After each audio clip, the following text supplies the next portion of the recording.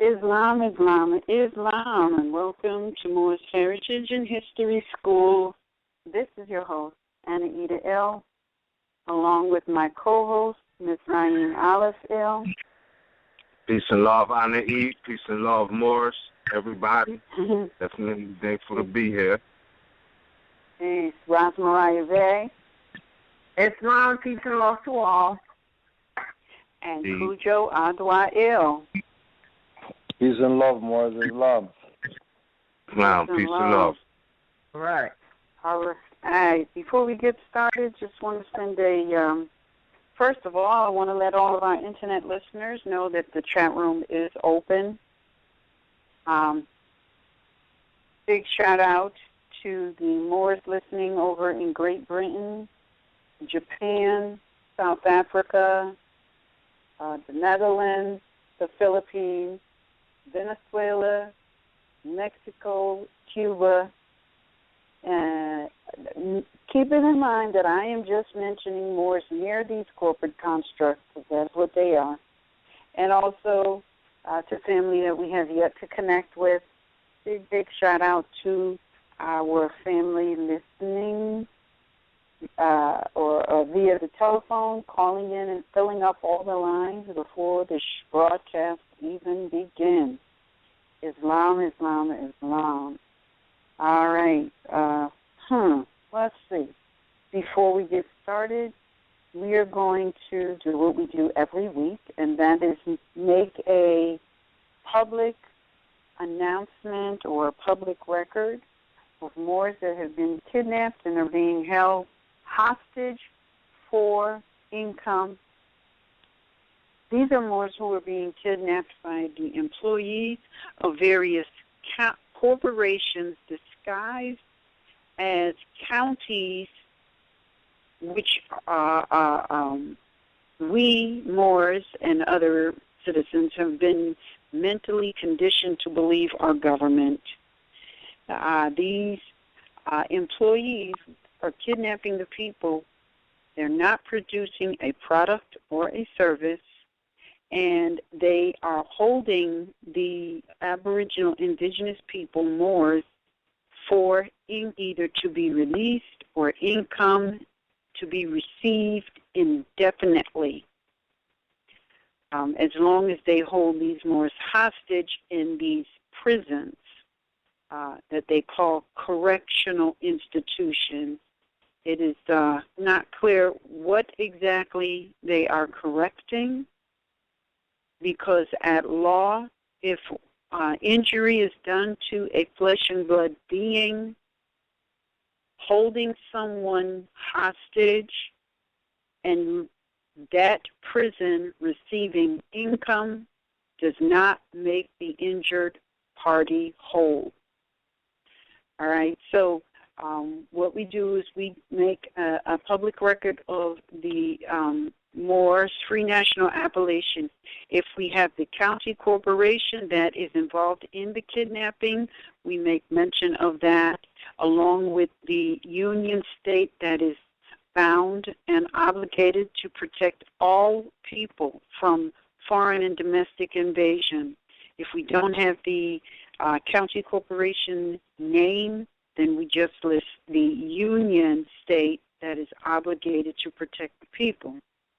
So we begin with RVBey, who was kidnapped through a joint venture between Memphis and Shelby Corporation under the purview of Tennessee, Daoud Il under the purview of Arkansas, Amir Muslimin Il and Kusura Kush Bey under the purview of Missouri, Asar Patah Amin Ra under the purview of Ohio, Jeremy Taylor Il, Terry Thorne Bey, J. Mikhail Brooks Bey, Joseph Kanaday Il, Kushamir Bunch Il, Emmanuel Billings Bey, Yassin Khalik Alamin Il, and Michael Curry Bey, all being held under the purview of North Carolina, Noble Crystal Il under New Jersey, and Messiah Aziz Il and Crystal Il, both kidnapped through a joint venture between Mercer, Freehold, and Trenton Corporation under the purview of New Jersey.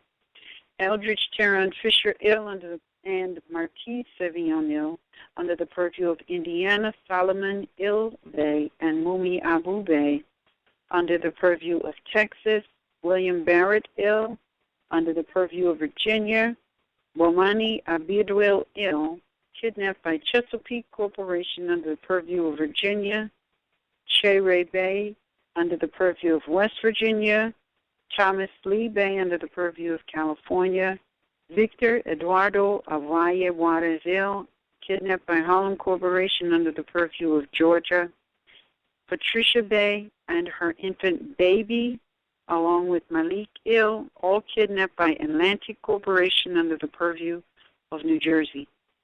All right, that is all we have. If you have a family member or someone you know that has been kidnapped and is being held for hostage, send their free national appellation along with the county corporation that kidnapped them and the union state that is obligated to protect them to MHHS-Eyes Wide Open at gmail.com.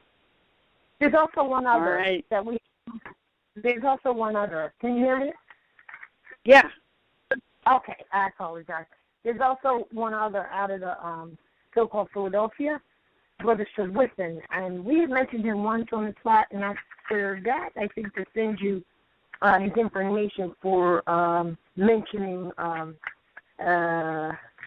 consistently. So let me just get, oh shucks, I thought I had his operation right here. Hold on 1 second. I think I do. Because his father had let me know about it. And I know it's Sherwithan. So at this point, I'll get you the full information, and we'll just say whether Sherwithan Ill out of the Philadelphia area now, and then I'll get the rest of the information to you at another time. All right? All right. All righty. All right. Uh-huh. All right, Chief. All right. Well, let's get into our broadcast. Once again, this is a broadcast about what else? Study, study, study. Are you worshiping under your own vine and fig tree? Prophet Noble Drew Ali said, all must worship under their own vine and fig tree. Therefore, we must know that when we are either presented with or find documents, we must demonstrate, at minimum, reasonable analysis to ensure that we are operating under the great field government of the Moors. Study, study, study. Prophet Noble Drew Ali said this.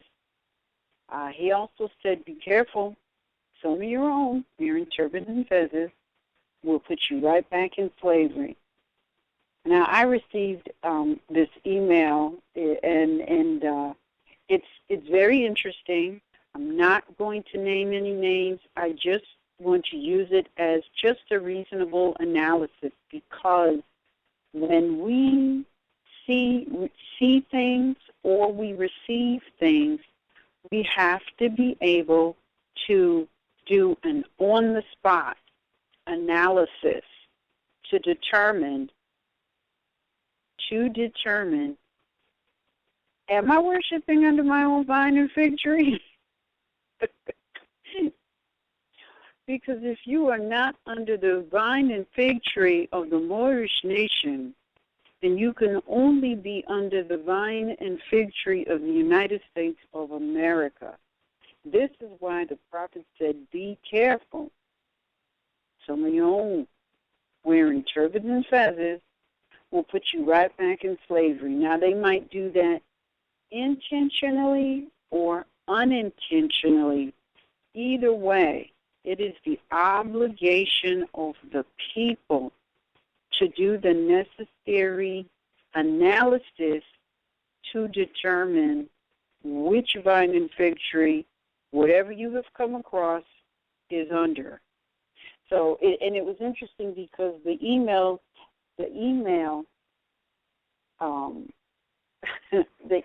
subject line said, hold on, I want to just, I mean, it's amusing to me only because the way the subject line read, paperwork, is this legit? So, as soon as I saw that, I was looking for something in the email, and when I saw that, I was like, wait a minute, is somebody trying to slam our process? Let me take a look at this right away. Good to know that that was not the case. However, when I did look at what was attached, the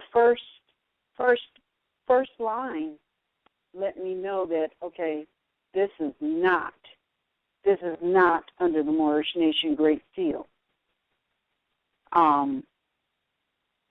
It professes to be a three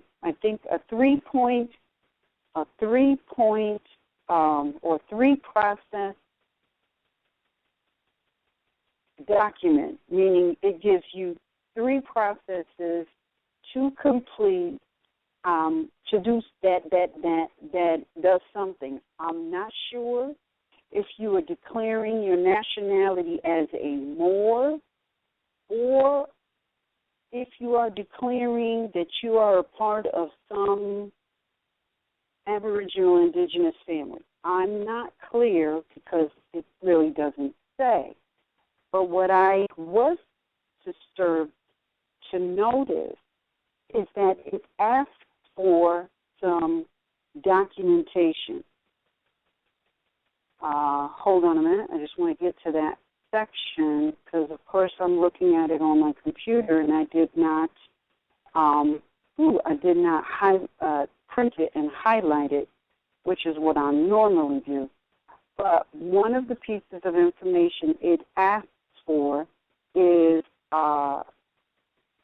the birth certificate. It asks for the birth certificate, the Social Security number, and hold on. It makes mention of birth certificate. It asks you to get a certified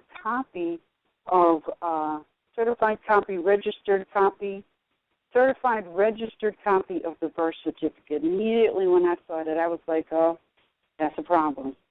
That's a big problem, because what this is saying is that this is not about the Moorish nation, because the birth certificate, the Social Security number, it also makes mention of a tax exemption, some sort of tax-exempt document that you will receive.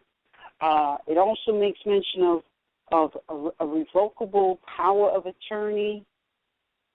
All of these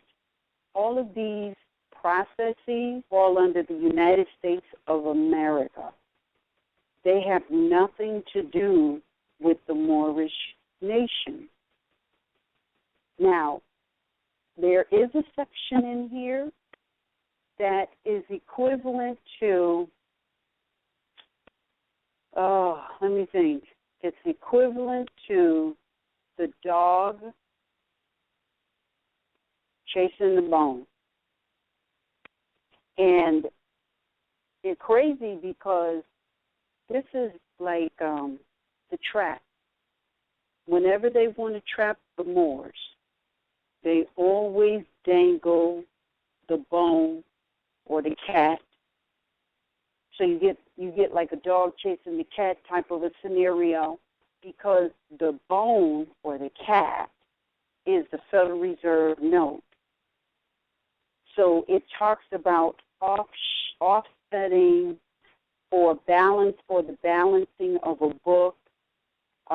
It also talks about bills of exchange, chargeback order, UCC financing statements, Form 56, which is an internal revenue form, definitely not Great Seal government, a security agreement, power of attorney, copyright notice, hold, harmless, and indemnity agreement. All of this is not clear what you are redeeming or what you are professing, or if this is a declaring of your nationality.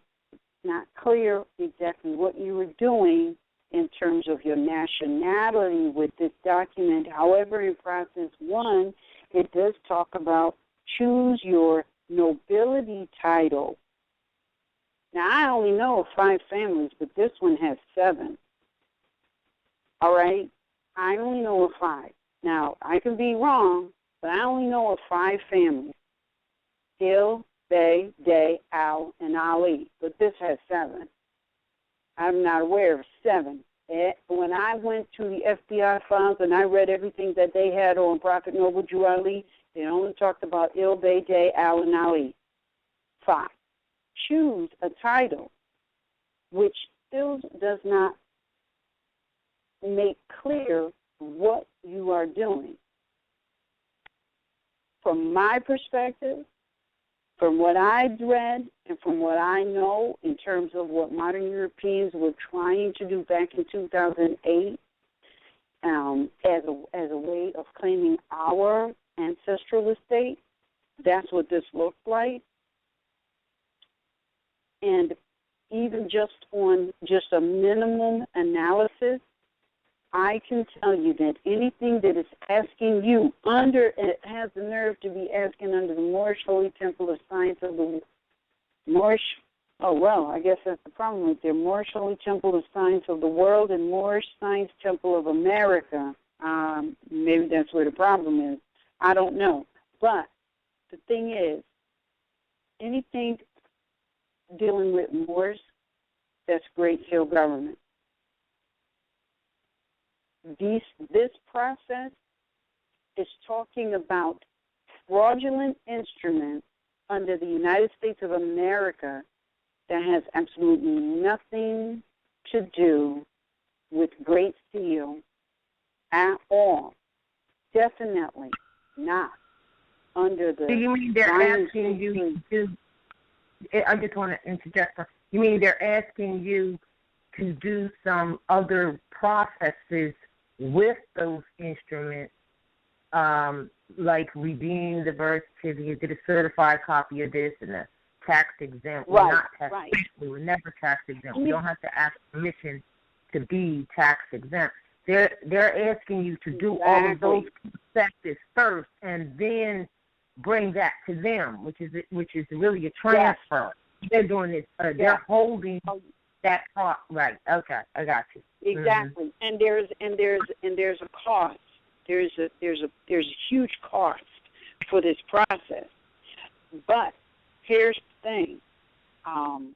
You don't need to go and take those instruments under the United States of America and do anything with them. I know there's a lot of cackling going on as I say that, but you have to do some reasonable analysis, and like the prophet said, you've got to study, because many people have been led to believe that those are contracts. They're not contracts. One of the major elements of a contract is that you must have full knowledge. That's just one. There are more, but one is you must have full knowledge. And nobody has full knowledge of what the birth certificate is doing. Nobody has full knowledge of what the Social Security account number is doing, all right? No one has verifiable documentation that is undisputed that some sort of corporate construct was created using the appellation that your mother gave you.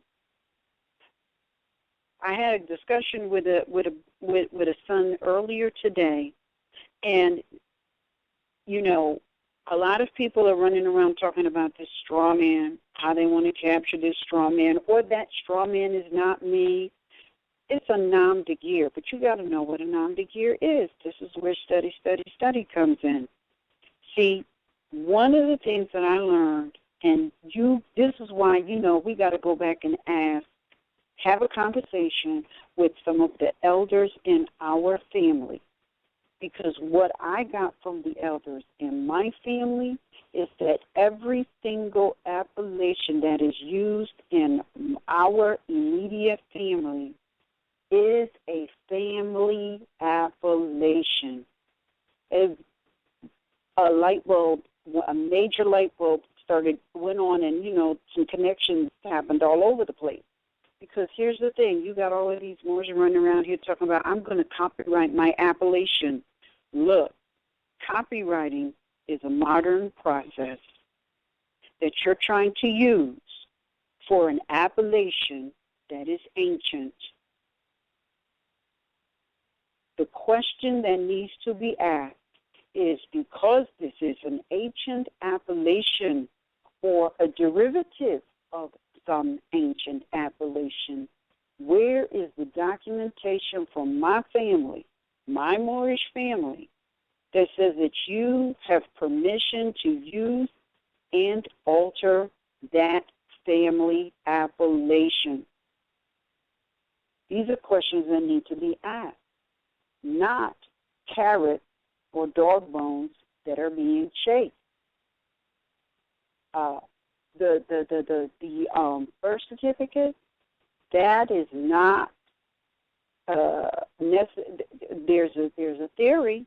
It's a theory, because I have yet to see verifiable documentation that the birth certificate is in fact a negotiable instrument. It's a theory, and I can say I agree. However, since at law everything must have verifiable, documented proof, it's still just a theory. Now, what I can tell you, and I can bring verifiable documentation to prove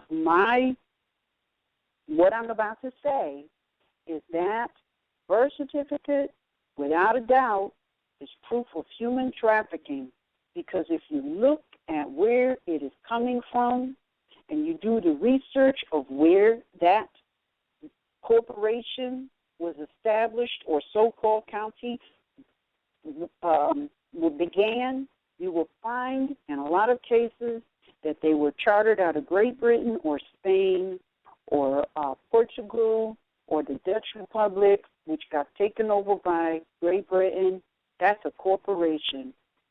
So where in law, nationally and internationally, does it give a corporation the right to compel the people to go and register? Because, see, back in the day, and in some places still today, when you went to get the birth certificate, the office was called the registrar. Where is it documented that the flesh and blood people are compelled to register themselves as though they are fixtures? Where is the law on that? These are questions that need to be asked. You can show that it's being registered to a corporation. What is the purpose of that? What is the purpose of that? The Social Security, people get all crazy with the Social Security accounting number. Now, I'll tell you, if you have not been to the post office, go to the post office. Ask them for the document that one has to complete for selective service. Just for information purposes, you're not filling it out. You open that up and you look and tell me or read what it calls the Social Security number. That's from the United States of America. So here we have verifiable documentation that this, and if you look at the Social Security Act, you will also find verifiable documentation that the Social Security number is supposed to be a voluntary program, and it is an insurance policy, but no one can be compelled to go and apply for it, because now the presumption is that the United States of America government is compelling people to go and become members of an insurance corporation That's a violation of your First Amendment right, free association, and they never did that. So these are things that can be proven. There's verifiable documentation to prove that these documents are fraudulent or being fraudulently used because of misinformation, intentionally or unintentionally. These are things that can be proven.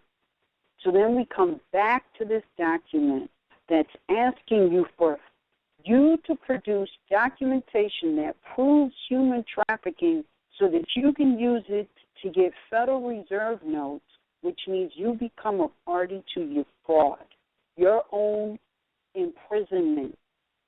You're collecting, you're attempting to collect Federal Reserve notes off of your own enslavement. And the sad thing about this is put up under Moors, which means that it implies that it is a great deal government activity, and it is not. It's not. Those instruments are under the United States of America policy and procedures. So, are you worshiping under your own vine and fig tree? Islam?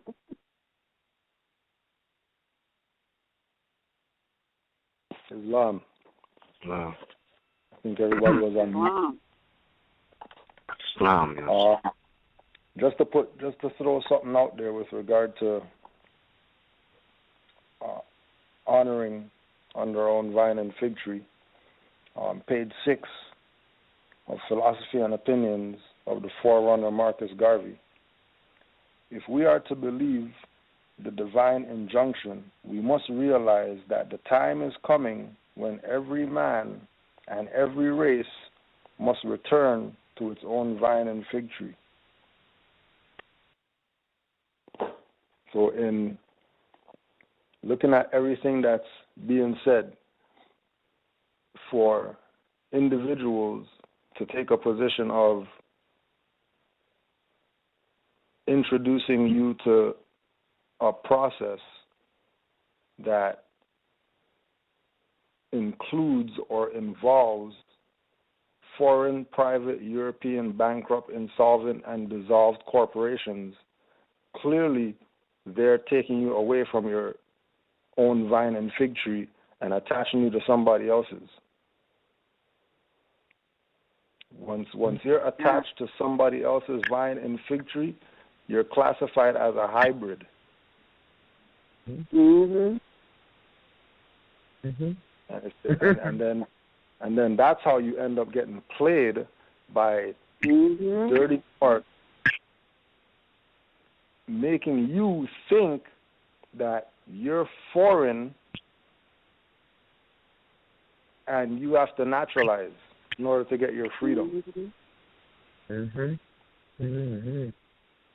Because if you're not, of the vine and fig tree of the seed that created that plant, then you're a foreigner and a hybrid.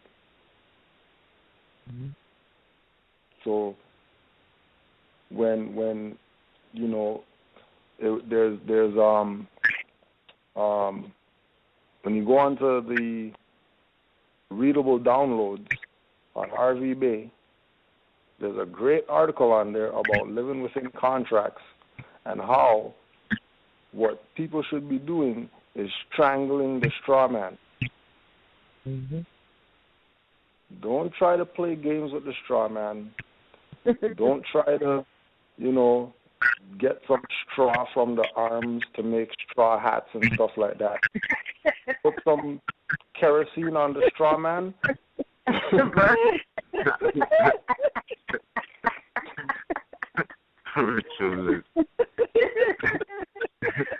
That's funny, choking, right?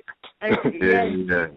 Well, that picture to the brother Drew where his sister and she's got her hand out and she's choking the heck out of. Yeah, that's exactly the picture I have in my mind right now. Yes. Strangling. The sister strangling that ego. Yes. Strangling that ego. Scalp the ego. do not play games with these people's property. That other people are trying to make you think that that's your property, so you could go claim it and all that stuff. And like we were talking on Sunday's class, let's just go with the fraud for a second, and let's just say that there is a bottomless account, and you can, access this bottomless account. Why are they making you file some papers to create this bottomless credit bucket when they already have an unlimited credit bucket that they could just make you access that one that they did? Why do you have to do a new one? Good point. Because if it's bottomless and it's credit forever, then they can use that one and pay off everybody's debts. Mm-hmm. Yeah. So they're not gonna go there. They're gonna have you do yours, or they're gonna play this game with the form. Oh yeah, authenticate it and whatever, and send it in, and then people are stupid that they're gonna really take it and send it in. Give these people access to this so-called bottomless account when they already have one that they did. So now they have two bottomless accounts, and this individual is paying to get access to the bottomless account that somebody like. Don't even mess around with it. Don't even mess around. As soon as you hear birth certificate, if you listen to Blog Talk, if you listen to YouTube or whatever like that, you hear Morris talking about redemption, whatever. As soon as they mention birth certificate, immediately press pause or press something and get off that thing immediately. Immediately. I was going to say, before you even said what you said, Cujo, that it sounds like to me they're having you do a process. Just by doing the process, whether you did it on your own or because someone said to do it and then do something else and something else, just by doing it, they're taking you out of your position by doing so. If no one can change your descent nature and you know who you are, you don't need to. You just need to declare that, being clear, and then, proclaim it, put it in writing, and that's it, and that's all. But I think that these so-called processes that they're doing like that, and redeeming the birth certificate, and, getting a certified whatever copy of such activity, and, don't forget to get your tax exempt. So that means that the corporation is, under the United States of America, some institution, county, whatever, is going to make you tax exempt. You're born that way. You're born non-obligated, and you have to know that, which means that all that stuff they have that you've been thinking that you are obligated to, you don't need them to make you tax. See, this is the whole thing, the mindset. And that's why the prophet said no one can change his descent nature. So you don't need them to make you tax exempt. That is not the issue. That is not it. So I'm thinking, because you're not obligated in the first place. So, and then we just talked about how the Federal Reserve notes are debt notes of the United States, and which they are. Everybody, I think, knows that now. And they cannot pass their obligation on to the natural people. So if you're claiming that you're the natural people, then you should know that they can't pass that on as tax to you. You must take that position. But what I'm saying is, yes, exactly. But what you'd have to know that exactly. And we lose a lot of space, but it's you're in right. your book. I'm sorry. Go ahead. Okay. I'm saying, but that is in the book, personal property. That you already dug it up with your special scooper, and it's already there. So upon reviewing that, you could use that. And I'd like to speak on that. Before you do, I just wanted to say that it sounds like to me, as Cujo had made that quote about Marcus Garvey saying the time will come. Basically, he's saying what we said and the prophet said, and you've read, that everyone must worship under their own vine and fig tree, which is what we're saying, and this is about this night. And so what they're doing is let us divert these Moors from worshiping and dealing with their own family and their own thing. That means vine and fig tree, your family, let us divert them from that and have them go through these processes, and they don't even realize by doing that, 6 months down the line is when this stuff is going to come and bite you in your behind because you've made contracts. That's why Cujo referred you to how to live within contracts if you do make a contract. But you've made these things without knowledge, and what they've done is they've diverted you over. They've diverted you over to say that you are foreign. And I want to mention that because we can say to ourselves, you know what, we're foreign to this stuff that corporations are doing. We can say we are foreign to it or it is foreign to us.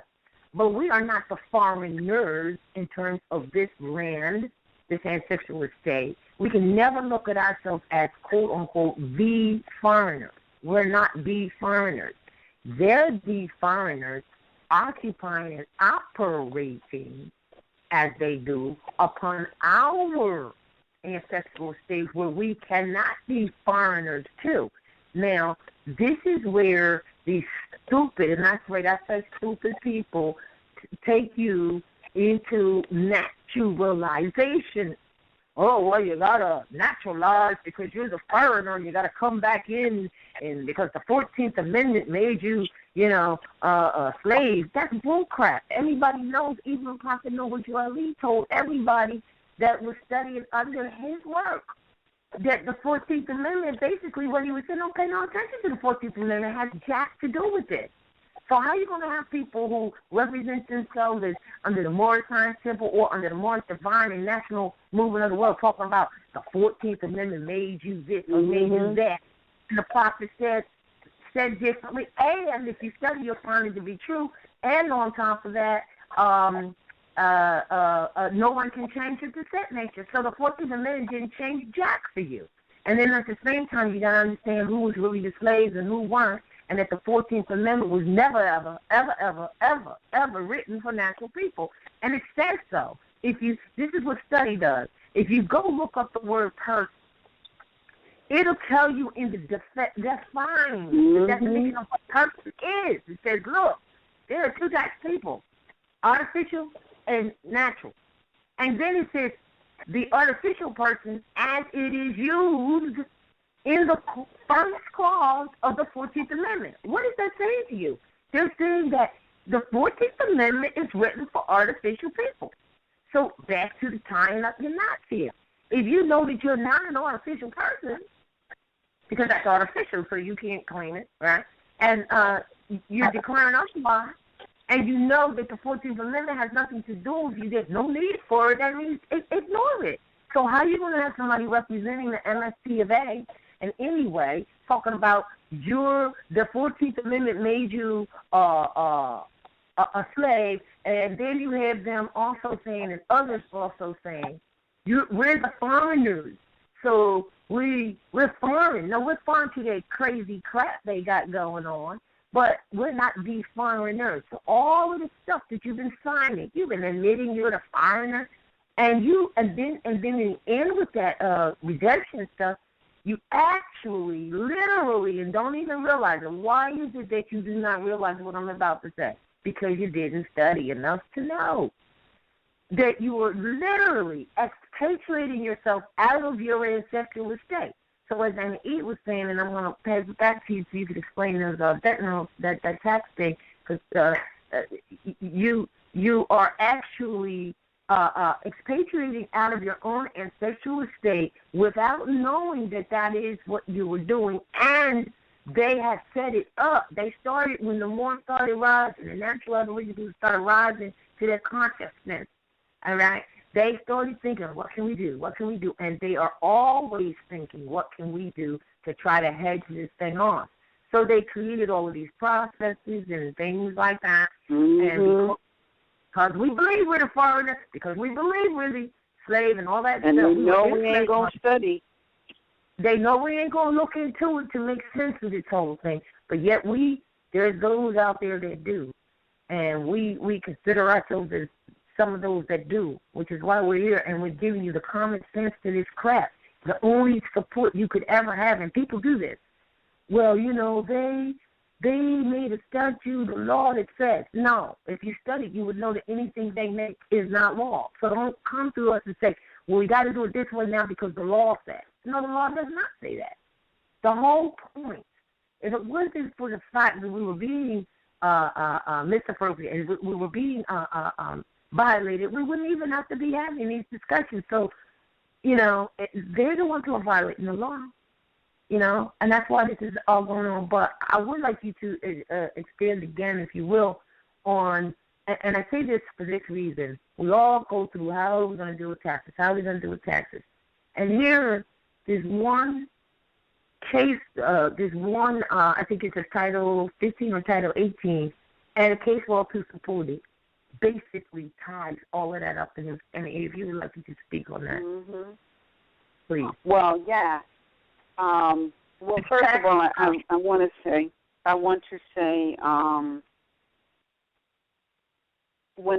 first of all, I just want to premise this whole conversation.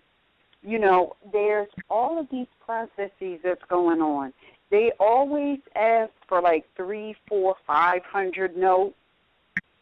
Yeah. If these processes work so well and give you unlimited finance, why is so much finance being requested to do a process that's supposed to give you unlimited finance?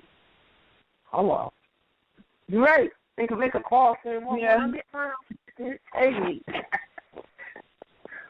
Right. So, but I just had to say that. And then, as it relates to this tax-exempt status, corporations are the only ones that are obligated to pay taxes because they engage in importation and exportation. And that is why they, at law, are the only ones that are obligated to pay taxes. The people are not obligated to pay taxes in any way because you are the principal. But they also have case law. But see, they have case law that they know they're trusting that the Moors will never, ever find. Because in order to find it, you have to study. And our family demonstrates constantly that the one thing that they will not do is study. They will listen to Tom, Joe, Sally, Jane, but they will not go and study. And they will run with whatever. Well, why did you do that? Oh, because so-and-so said it on a DVD or an audio, or they told me to do it. But did you go and do any research? No. They are so clear. Their presumption, and it is up to us to prove them right or wrong, but it is their presumption that we will not study. But if we did, we will know that when you go into all of these corporations and they're transferring their tax obligation onto you, you need to tell them no, because you are exchanging Federal Reserve notes. And according to the case law and their statutes, Federal Reserve notes are obligations of the United States of America, and they are exempt from taxation. And see, they know that most people will miss that, but there's a case. And much of this, a lot of this is right in the tax book, correcting the position of the IRS. Look, this book is there. I found all of this information just from looking for study, just random study. I was looking for one thing, and I ended up way over here in this piece of information that was enlightening enough for me to start writing notes to myself, which ended up becoming a book. But the key that I want people to get is not that Anna Eve wrote a book. No, the key is that Anna Eve, just like every last one of you, was just studying. And look what she uncovered. The same way I am uncovering things, everybody should be uncovering things. because there's so much stuff to get clear on. So much. And, you know, we have to, you know, there's somebody in the chat room, Hilltop Wordsmith. They're like really running away with the quotations of statute. That really have nothing to do with the Moors, because statutes is not law, and their policies and procedures are not law, and their presumptions is not law. And even though Moors do not know, still doesn't make it law. It just makes it an unknown fraud.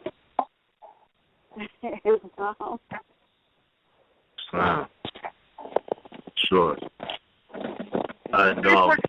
Question real quick, Ms. Irene, just one question. The people in the chat room that are run away with statutes, they're trying to show the statutes proving that, for instance, you have to do this and you have to do that. So they're just infiltrating the information in the chat room, and they think they know something when they don't. Is that what they're doing? I'm not sure. All right. All right, peace. I'm sorry. All right, go ahead. Nah, I mean, I was pretty unclear on that too, as far as what was the point. Well, I don't want to blow nobody up, but you know, there's a presumption that corporations are trying to naturalize at all costs, or naturalize, I'm thinking he means naturalize. But here's the thing. Corporations can't naturalize or nationalize. They can't do nothing. They're corporations. That's the whole fraud. For sure. And here's the other thing. People, they like to throw around words like naturalize and nationalize. But the prefix of all of these words is nation or nature or natal, which comes from your mother. So nobody is giving you anything. And like the prophet said, you cannot change anyone's national descent line unless your powers are greater than the great God Allah. And these corporations are fictions. They don't have that kind of power. The only reason that it is perceived that they have power is because the people lack knowledge. That's it. Say that. Word. Indeed. I would just like to add on, in correlation with how worshiping under your own vine and fig tree is definitely imperative, specifically as a nation. And basically, I just wanted to quote a text study real quick that correlates with this, and I'm just prefacing this to get to a couple of other points. But again, this is from the Classics of International Law, Issue 5, Volume 2. And again, it's a review of a woman named Raquel. And this is a review about her synopsis on the law of nature and of nations. At number 11, it says, when I say law of nations, I'm thinking of those nations, each of which is marked off and distinguished from the rest by its own separate government, whether of one person or many, or of the whole people. And I was looking at that, correlating that back to worshiping under your own vine and fig tree, because indeed, I know that there were treaties made, but they were made between two different governments to form one compact between the two parties. And with that being said, there was two nations that made one agreement. And I definitely agree with that. It goes on to say, I do not propose any fixed number of such nations, nor define the number within which the obligation and observance of that law extends. Least of all, do I wish to suggest that all nations of the whole globe have entered by consent into any such common arbitrary law. And I wanted to emphasize where they say that arbitration is a part of the law of nations or whatnot. And not all nations or every specific being agrees to that, arbitration piece. Though it is a right to opt out and do that, that's not a part of the law of the land. So it says, let me bring this back. Least of all, do I wish to suggest that all nations of the whole globe have entered by consent into any such common arbitrary law with the intention of being mutually bound thereby, consistently here grow tears. And it says, after distinguishing the law of nations from natural law, goes on to say, law in the wider sphere is the law of nations, that law which has received an obligatory force from the will of all nations or of many, right? So it's like a nation without a will can't really enforce law, going back to us not being stupid, but just lacking information. Indeed, it's just about a lack of information. So I wanted to skip down to the next enumeration, and I thought this was important. It says, it is then enough for my purpose that nations in the law of nations considered generally means many nations without any definite number being fixed, even if there be but two. So this is where I wanted to place emphasis, or what I want to emphasize with that last statement. All right, that the law of nations considered generally means many nations without any definite number being fixed, even if there be but two. Now, as you said, worshiping under your own vine and fig tree, you look at the reality of the situation of Moors in North America, and it's really about, on a political level or international level, two nations that are recognized and thrown in everybody's face just about every day via the back of the one Federal Reserve note, because there's two seals representing two different nations. You know what I mean? So even in that, the law of nations applies, even between the two parties, Moors and Christians, Moors and Europeans. That's really what it is. The law of nations still applies. And that being correlative with having your own government, because you have to remind you, it's not to say we're separatists or anything like that. There's a lot of nations that have their own government, though they have treaties with other nations. You know what I mean? It doesn't mean that nation was necessarily the government because they made the treaty. Like, no. They still retain their nationality. So, and that being said, it's like, yeah, we have a treaty of peace and friendship, but that was made in the position of the exercise of national, international powers, or better said, sovereign powers, not sovereign citizens, right? You're talking about exercising those powers as a nation with another nation. And whatever form of government particularly rules that nation, this is what is a big aspect of what makes them recognized in international law. And that's really a big part of understanding worshiping under your own vine and fig tree. Because as you said earlier, this is important. And the codes, the statutes, the artificial person that's mentioned in the 14th Amendment, and we understanding that United States really is not a nationality. It is, in fact, a corporation. You know what I mean? That it's not to say we're separatists to the government of the land, but that UDI is not the government of the land. It's really not. That's the difference. So we're about that in the de jure aspect, not from the assumption that these people are government just because we made treaties with them. That's not really the case.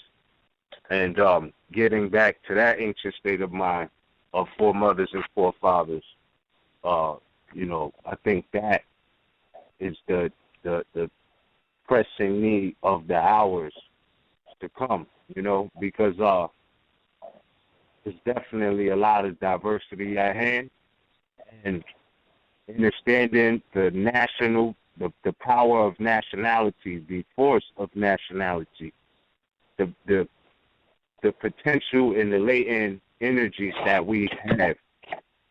I mean, everybody on this line themselves. It's not special to one person. You know what I mean? That exercising those powers is Aboriginals, Moors.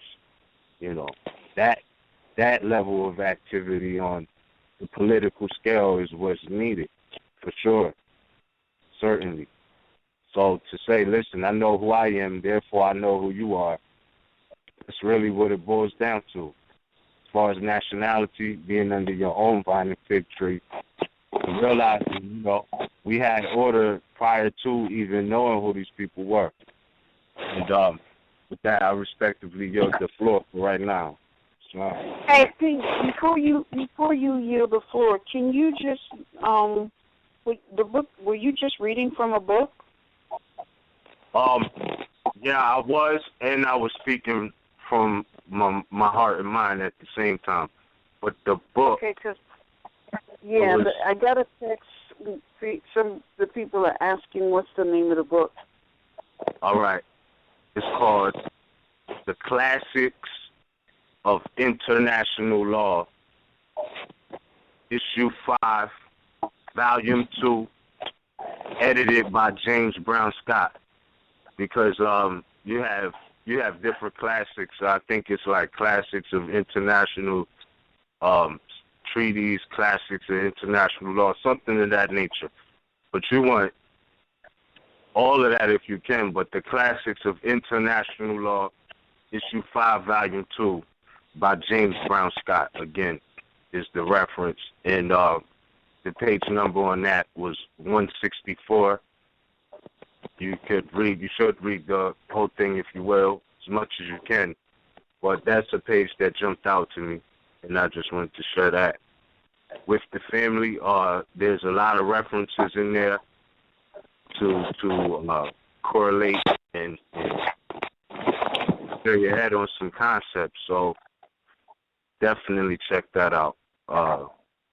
Classics of International Law, Issue 5, Volume 2, edited by James Brown Scott.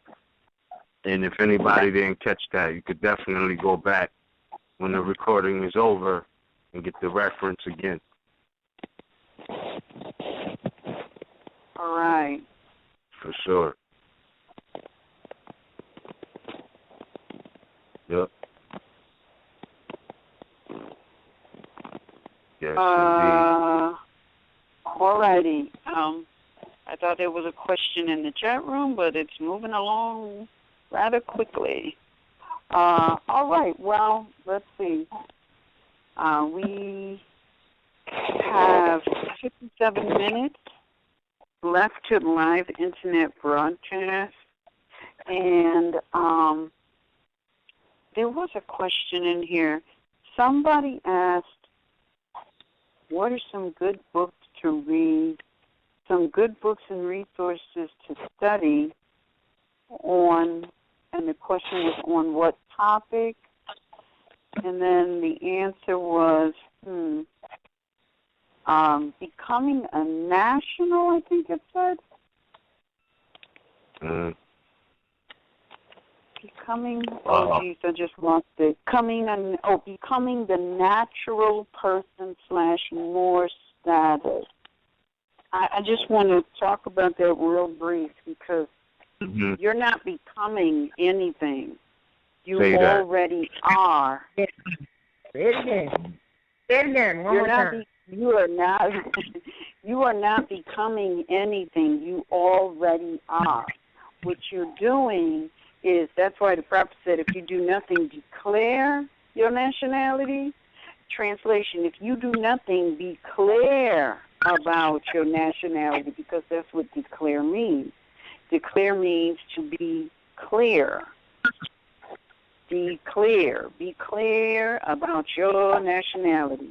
If you do nothing, be clear about your nationality. Because if you are not clear about your nationality, then you will never know it comes from your mother, and you will go to these county courthouses and other people in the United States of America government, and you ask them to give you your nationality, or can you grant me my nationality, or can you acknowledge my nationality. That is not something that anyone can give you. You already have it. Oh yeah, don't forget. Birthright. Hold on, Cujo, one second. That is why when you say it comes from your mother, it's from birth. It's from rights of birth. Birthright. Come. Hear the truth about your nationality and your birthright. So it comes from birth. That means that the county down there can't give that to you. They usurp. And when you were born, they made this document that is proof of human trafficking. That's what the birth certificate is. Right. Exactly. That's why you can't redeem that crap. It's void. It's all you can do is void. It's proof of human trafficking. That's all that they've done in counting. Because the county was first to count merchandise. That's what's called the county. And someone had a title called the Count, which was Moor. All right? And so now they transferred that into you being the merchandise and you being counted as the county in their fashion. So this is about birthrights. No one can get it. No one can take it away. And Prophet Noah already told you no one can change your descent nature. It's time. I'm sorry. Kudo, you wanted to say something? No, I was just gonna say, if people listen to hip hop, remember Wu-Tang had a song, "Can It Be All So Simple"? Can it be what? All So Simple. Oh, yeah. That's how simple it is. Yeah. That's how simple it is, right? Like it's real basic. Real basic.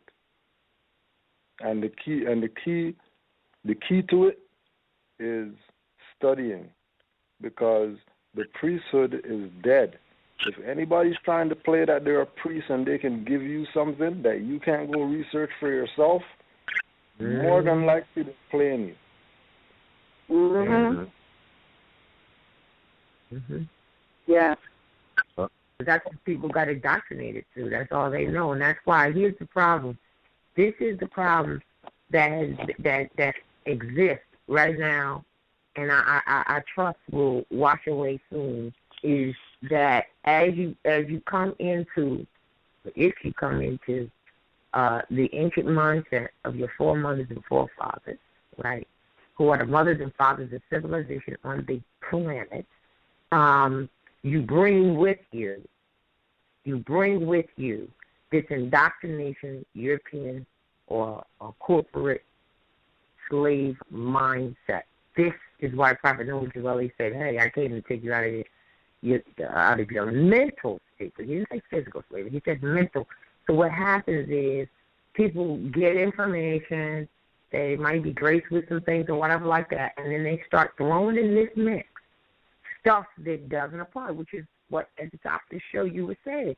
That stuff does not apply to you and your nation, the Moorish nation. It doesn't apply, and they keep wanting to drag that stuff into, and also drag that mindset into it, and it's the wrong mindset, and that's where it gets failed at.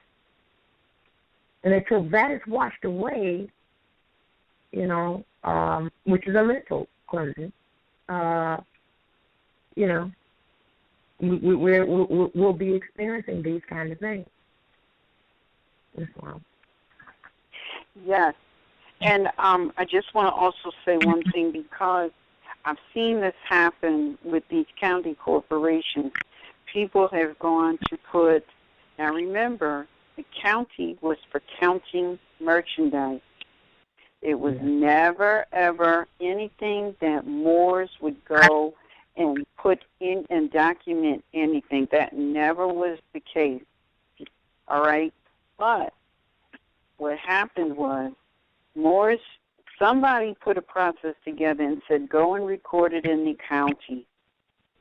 Now, because you would go to these counties and these modern Europeans, they would say things like, well, that's not something that we record. They're looking at you, see, you got on.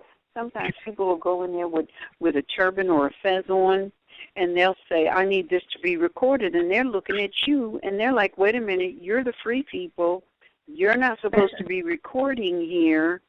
But because our people are persistent, they say, okay, well, if you want to record this document here that really, because of your nationality, ought not to be recorded here, we're going to charge you $100.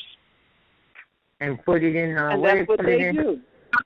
And put they it in my bag, put it in my purse. Put it in my purse under the table. But don't they also say that they have a file called the Recorder of Deeds? They put your national information, which is national and international information, in a Recorder of Deeds, and Deeds is a corporate process. Yes, it is. Yes, it is. Yes, it is.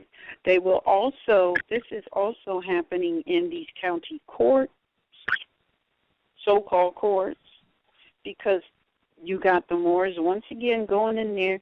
I want to put my nationality on the record. That's not how you, look. What you're saying is, I don't know my nationality, therefore I'm trying to put some paper into this court of no record so that they will know my nationality because I don't know how to express it. But that's what you're saying. Let me answer this, because sometimes, in your dealings, you may have to put something on the record. If you're dealing with someone in the county, you might have to put something on the record. It's slightly different. It has nothing to do with the process of you declaring. You're not even doing that. You're not even putting anything on a record because they're not a court of record. Well, I understand. No, but I mean on their record. You might be needing to notify them of something. See, this is what I'm trying to get at. If you're having dealings with the people who are saying they're from the county, you may have to submit paperwork to them in regards to the you're going to rebut their claim, on a claim, right? But also, can you explain also that there's a difference between filing something, recording something, and notifying? Absolutely, absolutely. Filing means it's going right in the trash. That's a corporate activity. Recording means that they are creating a record. However, that's questionable as well because you're in a venue, you're in a corporation that is not a court and not a court of record. That's not even NE speaking. It says it right in the case law. Ministerial courts are not courts of record. They're not. So you're not recording it. This is why the more, even if you do send in documentation rebutting their claim, you need to put that elsewhere in the public venue. Really, ministerial, they're not a court. Ministerial venues are likened to a mediator. And what's supposed to happen in these venues is if the parties are agreeable to mediation and they can have a sit down and have a discussion and agree, then that's where you stay. But if they are not agreeable, it's supposed to get kicked up to a court, not a mediation room. So, these are things that we need to know and we need to look at. And you see, claims are supposed to be between flesh and blood beings. It doesn't matter what happens, all right? And I want everybody to think about this. It doesn't matter what the situation is. If I steal your radio, if you steal my clothes or my shoes, or you steal my car, whatever the case, if you physically injure me, or if you take the life of one of my children or my family member, look, I'm going to submit a claim regarding what happened, and I am going to name you, the other person, as a party of record. Now, at law, the only thing that is supposed to happen is I must be made whole once again in some fashion. But here is the fraud. There is no way I am being made whole if the person who injured me is kidnapped and put in a prison where they are generating finance for a corporation. I'm not whole. But it's also not whole if you go to that particular place and they charge all of these fees and stuff like that and adjudicate and say, oh, you did this and you did that, so you have to pay us, the corporation. The corporation can't get injured. No. They can have shit. I mean, no, that's a fraud right there. That's a fraud. If that happens now, what you have to do is you have to reach behind the facade that is the corporation, and you need to go and find the CEO, and you need to hold them accountable. You got to know that it's a CEO and it is not government. No one under the brand of government. There is no state and there is no Fed that is attacking the people. It is county employees that are county corporation employees that are attacking the people. They are operating exactly like gangs. Exactly. And back in the day they had turf wars and they got rid of the so-called mafia gangs because they wanted all of the finance. Now they got rid of all of the so-called mafia gangs, and the new mafia gangs is called police. There you go. And the top of the mob is the CEO of the county corporation. All right. And if you watch if you know anything about the gangs of the old days, they have established the county corporation just like them.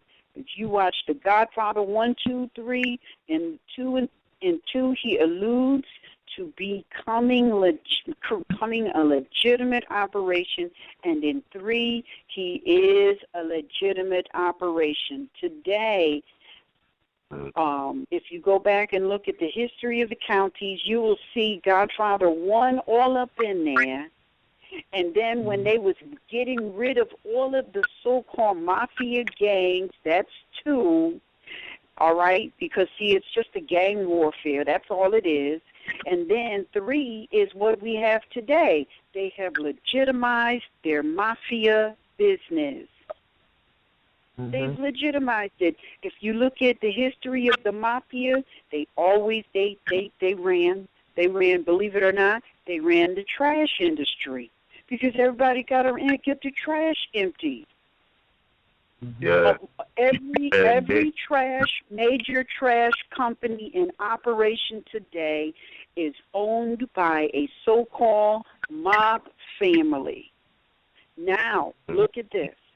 Who comes to pick up the trash today? The county corporation. And then what they said, now remember, we never had a problem with trash. Not on this land, we never had a problem with trash because we would separate the trash. We would put the food in one trash and the paper goods and stuff in another, because we didn't have plastic back then. You put the paper goods in another.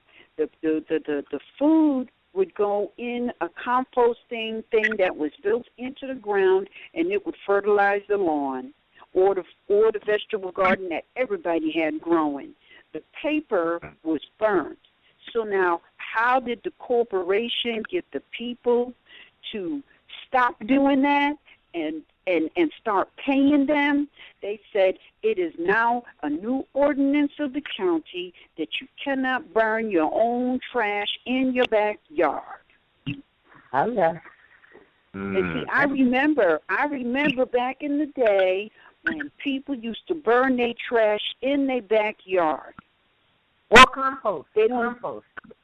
You know, they used to burn the paper goods, but they had like a metal thing built into the ground, and they used to put the dirt in there. And I remember on some places, you know, because everybody, man, if you had a little patch of dirt, you was growing something.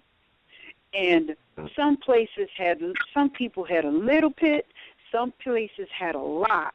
But because they had a lot, or they might have had a big family, they would dig a huge trencher from the vegetables and everything in there, and then they would throw lye in there, and when it got full to a certain level, they would cover it up with dirt and dig a new one. I remember that. So we didn't have a problem with trash. We only now have a problem with trash because the mafia or the gangs have infiltrated, or I should say that they're the new county corporation. It's right there. The history is all right there. All right there. For sure. And if I could add on to one thing you were saying about the mafia, the aspect of them showing you the history of the counties in different flicks, I have to make a suggestion and a correlation on one of those.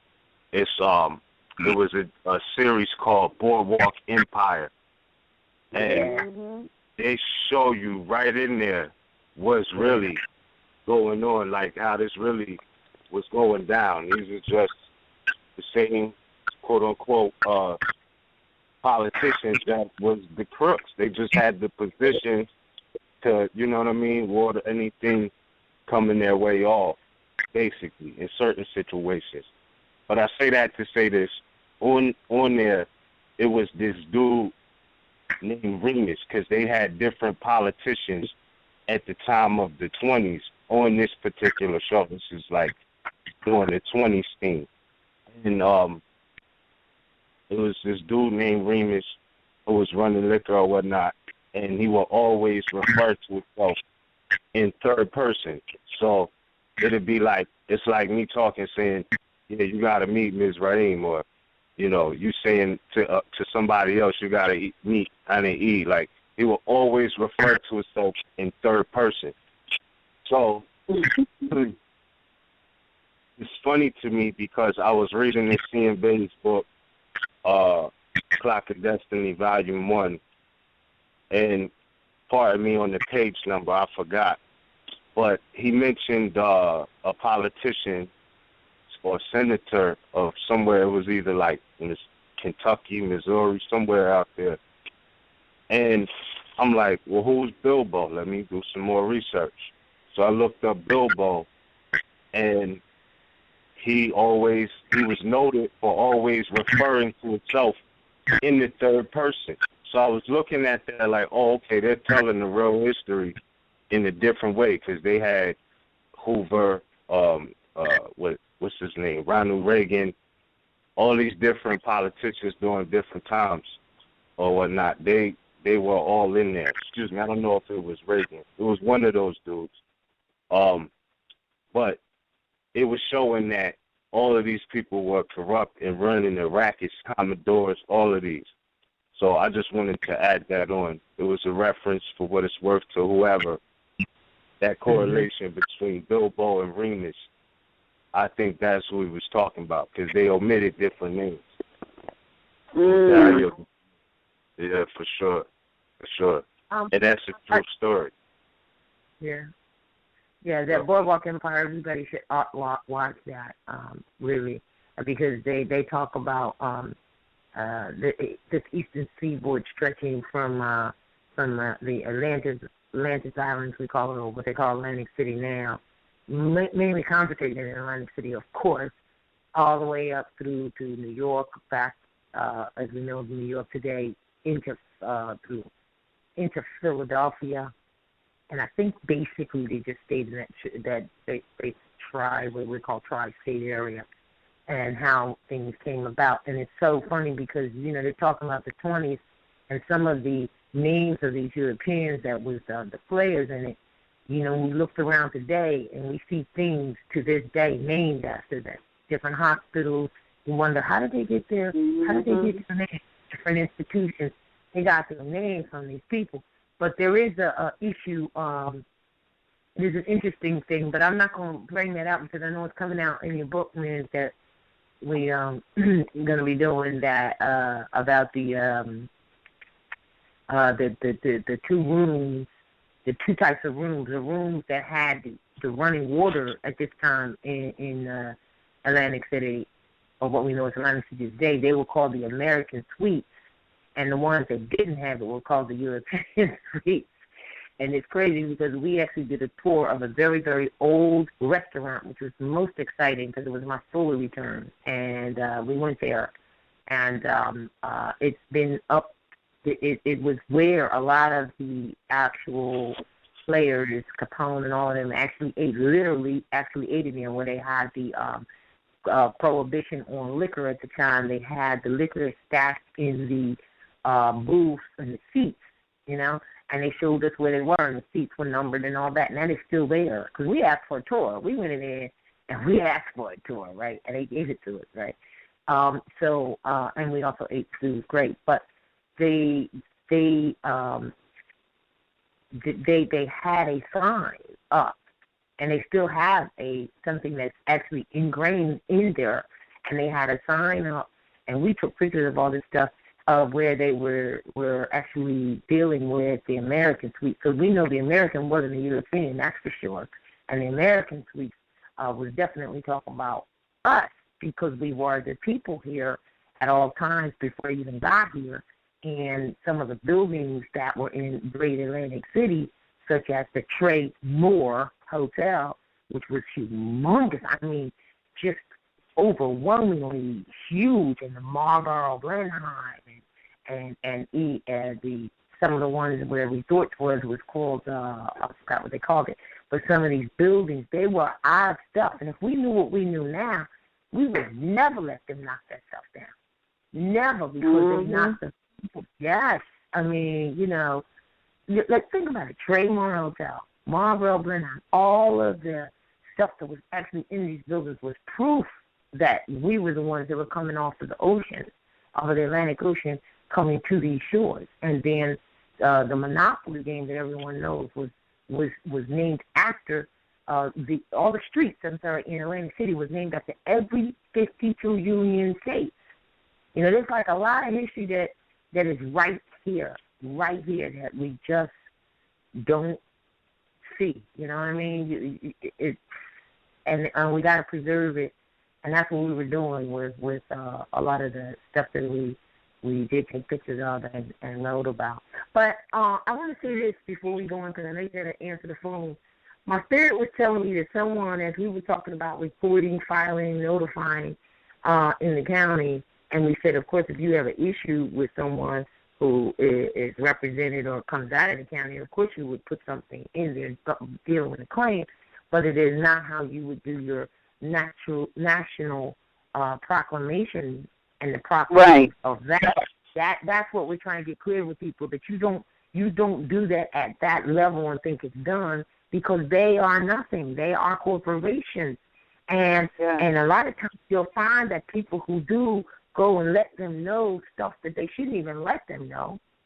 That's when they start coming out to you and picking you off one by one. A whole group of y'all of Moors went down, and I went down, and I let that county know, and I did this and that, and you let them know a little bit more than what they needed to know, and they just sat right there and picked each one of you off. And then you think, oh, this don't work. No, you're not working right. I wanted to make clear that, like we said, recording, filing, notifying.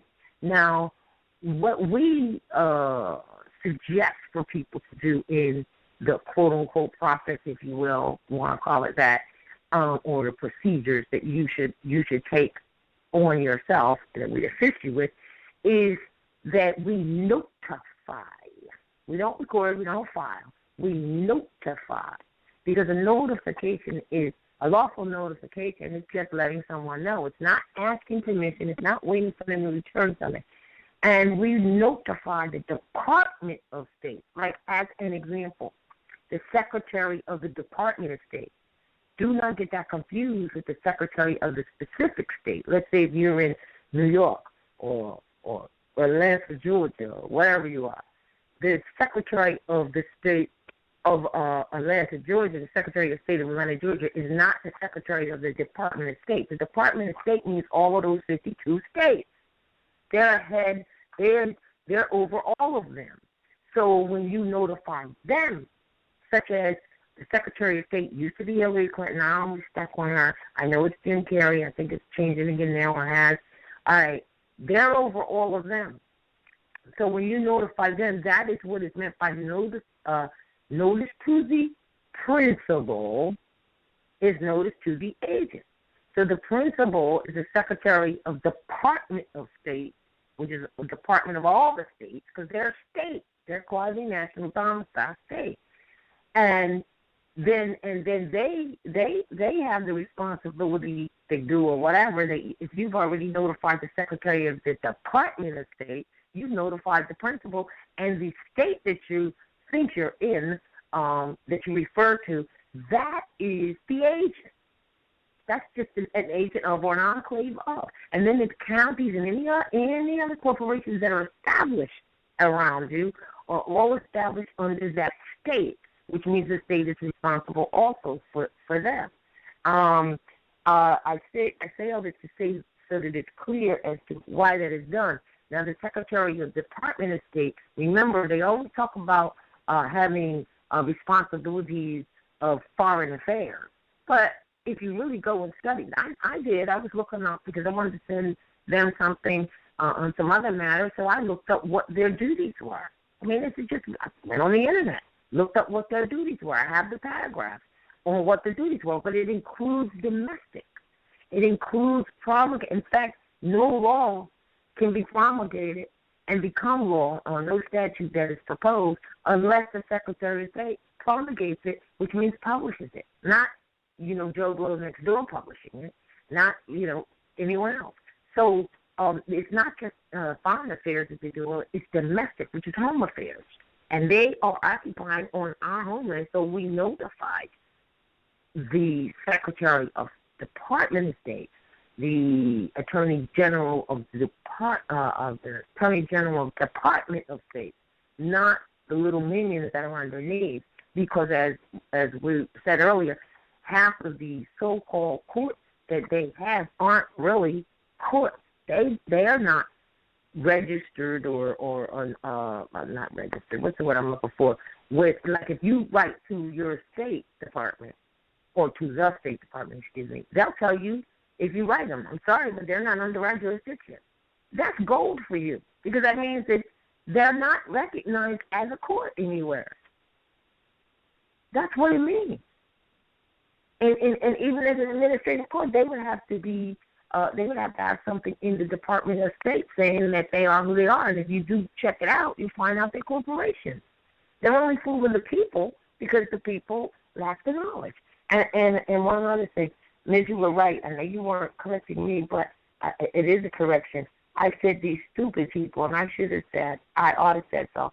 These people who lack knowledge. When I said those who naturalize their own Moors. Oh. Yeah.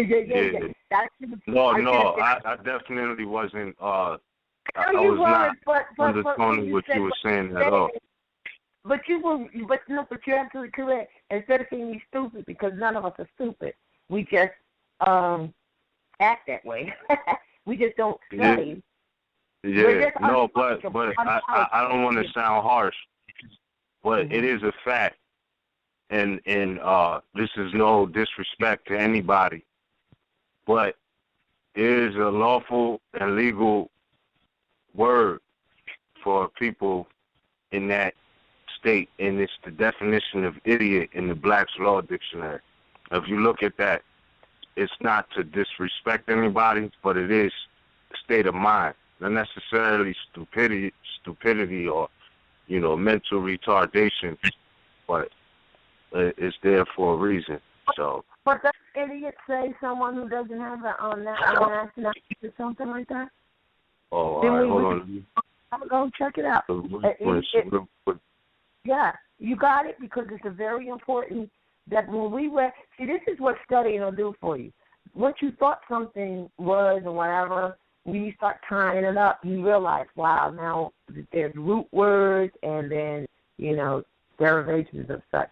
But because nothing can fall too far from its root, But we looked up idiot, and if I'm not mistaken, it has something to do with those who do not claim a national status.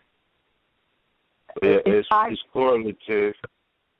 It's correlative. Page 880 of the Henry Campbell Black's Law Dictionary, revised 4th edition, gives the meaning of idiot as follows. And it says, a person who has been without understanding from his nativity, and whom the law therefore presumes never likely to attain any. And it gives a case law. But I find it interesting that also right across from it on the same page is the definition of identity, in the law of evidence. And that's really, that those two really go correlative, like they're literally almost like opposite. So, if you know in the law of evidence who you are and who you are not, based off of back to the birth certificate not really being official ab initio, it wasn't really valid.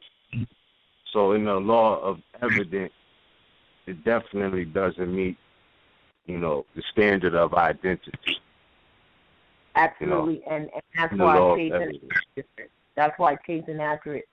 And I think we mentioned earlier on, and I think a week or two ago, and all of us have heard people or are a party, that whole thing about, I'm going to do this, and and they were all secretive about what they were actually doing, like they had something up on everybody, and I'm going to do this, and in 6 months I'm going to get $8 million and all that kind of stuff. And when they're telling you this, that you can't tell them anything different, because they're after the finance, no diggity, no doubt, and that they're not going to get, and this is a part of them chasing after and redeeming, or so-called thinking they're redeeming, this birth certificate that has this, as Cujo mentioned earlier, this bottomless pit of finance. If it's a bottomless pit, like he said, why make you go sign up and pay $400,000, $500,000, $800,000, whatever it is, to be a party to it, if it was yours from birth? If it's yours from birth, then just acknowledging your birthright would automatically, give that to you if that was the case. But acknowledging your birthright does make you rich, because that's why the prophet says, you are rich, my children, you are rich, because this is your ancestral state. You would take your place amongst the affairs, man. If we could come together and do that, the governing body of Vigilant, they wouldn't have anything that wasn't yours, quite frankly, that they could control over you, because the land, the resources, and any gold, any silver, which comes out of the land, by the way, gold and silver comes out of the land, that. The land, the resources, all of that belongs to the people, and the people alone. So who are the people? Mm-hmm. Well, the people are the natural people, and certainly not corporate people who formalize themselves and recognize themselves by a birth certificate. And that's not the people. For sure. Oh, yeah, and real quick, I wanted to go to this next definition, but to just go back to the question earlier, to whoever asked in the chat room about what books to read, definitely at minimum, have a 4th edition Henry Campbell Black's Law Dictionary. At minimum, for starters, with a Circle 7. Just for starters, like that's really just for starters. And everything you could get your hands on RVBey publications, all the Bouvier's, everything you could get your hands on, you know. Get familiar with it. I You would know what I add mean? that from our collection, because you know you got to take information in degrees. We have little bitty bits of information to get you kind of like started. Right. You know. Yeah. So our intros are Denial of Your Ancestry 1 and now 2. The nigger industry, so you can understand the nigger industry. I think that's indispensable for people to understand what that's about. Truth about your birthright. That's just the foundational truth about your birthright. And what you do with it is one thing, but these are the foundational things that you would read. It's like intro package bringing back. Oh, okay. Bringing the people back to the car. All right. Look, a truth about your hair. I know that sounds crazy to the people listening, or like, what's that going to do with anything? Has a lot to do with it. A truth about your hair, a truth about your health. These are just tidbits to get you started. The nigger industry, are you in denial of your ancestry?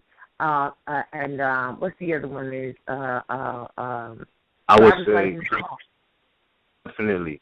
And I would definitely say everything, but after you just get the starter information, get that 8th grade 1895 school test, and don't feel bad if you feel like, damn, I read all of this and I don't know these answers. Like I said, don't feel bad. You know what I mean? It doesn't mean, again, that you're stupid or an idiot. You know what I mean? And I know I was stuck when I first started reading it. I was like, wow, all right, brain challenge. You know what I mean? Brain challenge. Definitely get the 101s too. But what's important about that 1895? What's important about that 1895 is that stop asking questions about what happened to the quote-unquote education system, because once you read that, which is a public school test, you will clearly see what happened to it. Corporations got a hold of it, trying to direct the lack of knowledge that they would be giving to your children.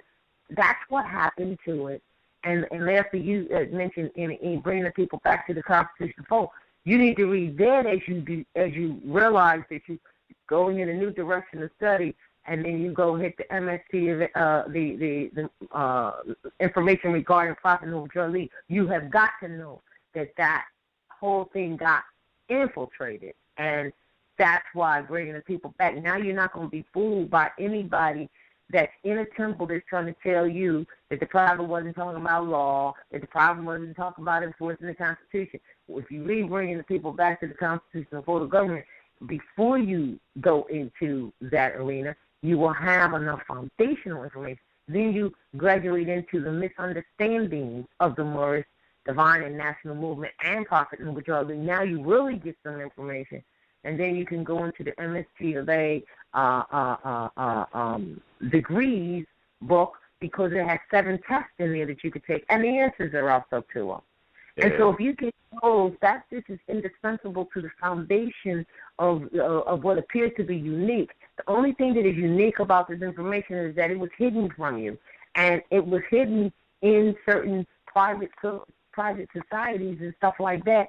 But it's really your information, because, like, you know, when we talk about Masonic, you know, you got to understand how to look at and qualify what the Masonic order is about, not what it appears to be now, but what it was about, that we were actually teaching them the secrets of nature, which is mind sun, because that's all there is humanly, if you will, other than, and I'm not talking about the monster, that's human form, that's the other thing we created, but as far as it goes, mind sun. So then you will be able to accept that, and also worship the stellar, which is that's indispensable, so that you can clean your slate of the misunderstandings that you have regarding religion. Go ahead, Christina, you wanted to add something. I'm sorry. And personal property. Right. Well, personal property. Personal property. We're just saying it all. Personal property before you go try to do. Well, we be doing that. Personal affairs. You know, you need to know what personal property is, what it isn't, what law is protected, etc., like that, before you start talking about, I'm going to go and I'm going to go and I'm going to do this. You know, like I didn't tell you today, but someone, you know, innocently said, "Oh, you know, I'm getting ready to go buy a house and mortgage, you know, but their spouse is not down with it, but." You know, they're asking like, so should I claim my nationality after I make the mortgage agreement? And I had to just come right out and say, well, look, you're a mortgagee, right? And that contract turns you into the tenant. You know, like what? And if your spouse isn't with you, no, you shouldn't do nothing because you're gonna have a fight with her or him, whoever it was. Or him, yes. Oh my God! But yeah. Yes. You're gonna have an internal fight before you have an external fight. That's right. You're going to have a fight in the house before you have a fight outside.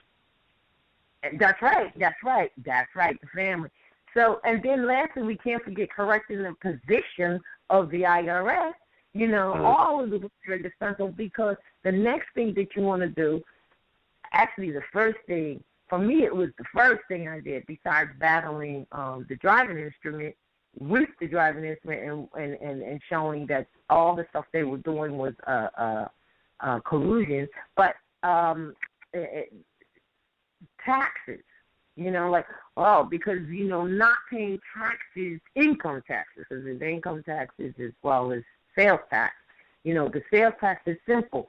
A sales tax means the person who's selling the product must pay the tax. It has jack to do with you, the person buying. So you have to know that and know how to put it into its proper perspective and present it properly. But as far as income tax from your job, that's one of the biggest things for people because they got you slaves and then taking that. We just said the Federal Reserve don't think they can do taxes. So the book called Correcting the Position of the IRS, when you're ready to get to that, don't try to go to your job and make that change without having full knowledge of what it is that you're doing. True. Yes. True. There was a question in the chat room. They wanted someone to expound on when the prophet said, hold on to those non-begeers, but do all new business in your free national appellation.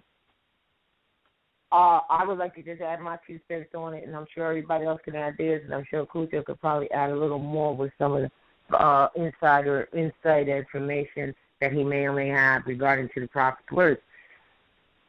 Everything the prophet did was lawful. When he said, this is a big problem, people say, oh, he said to hold on. So, you know, whatever, right? No. That means, first of all, the fact that the birth certificate was established, and we said to you that it's proof of human trafficking.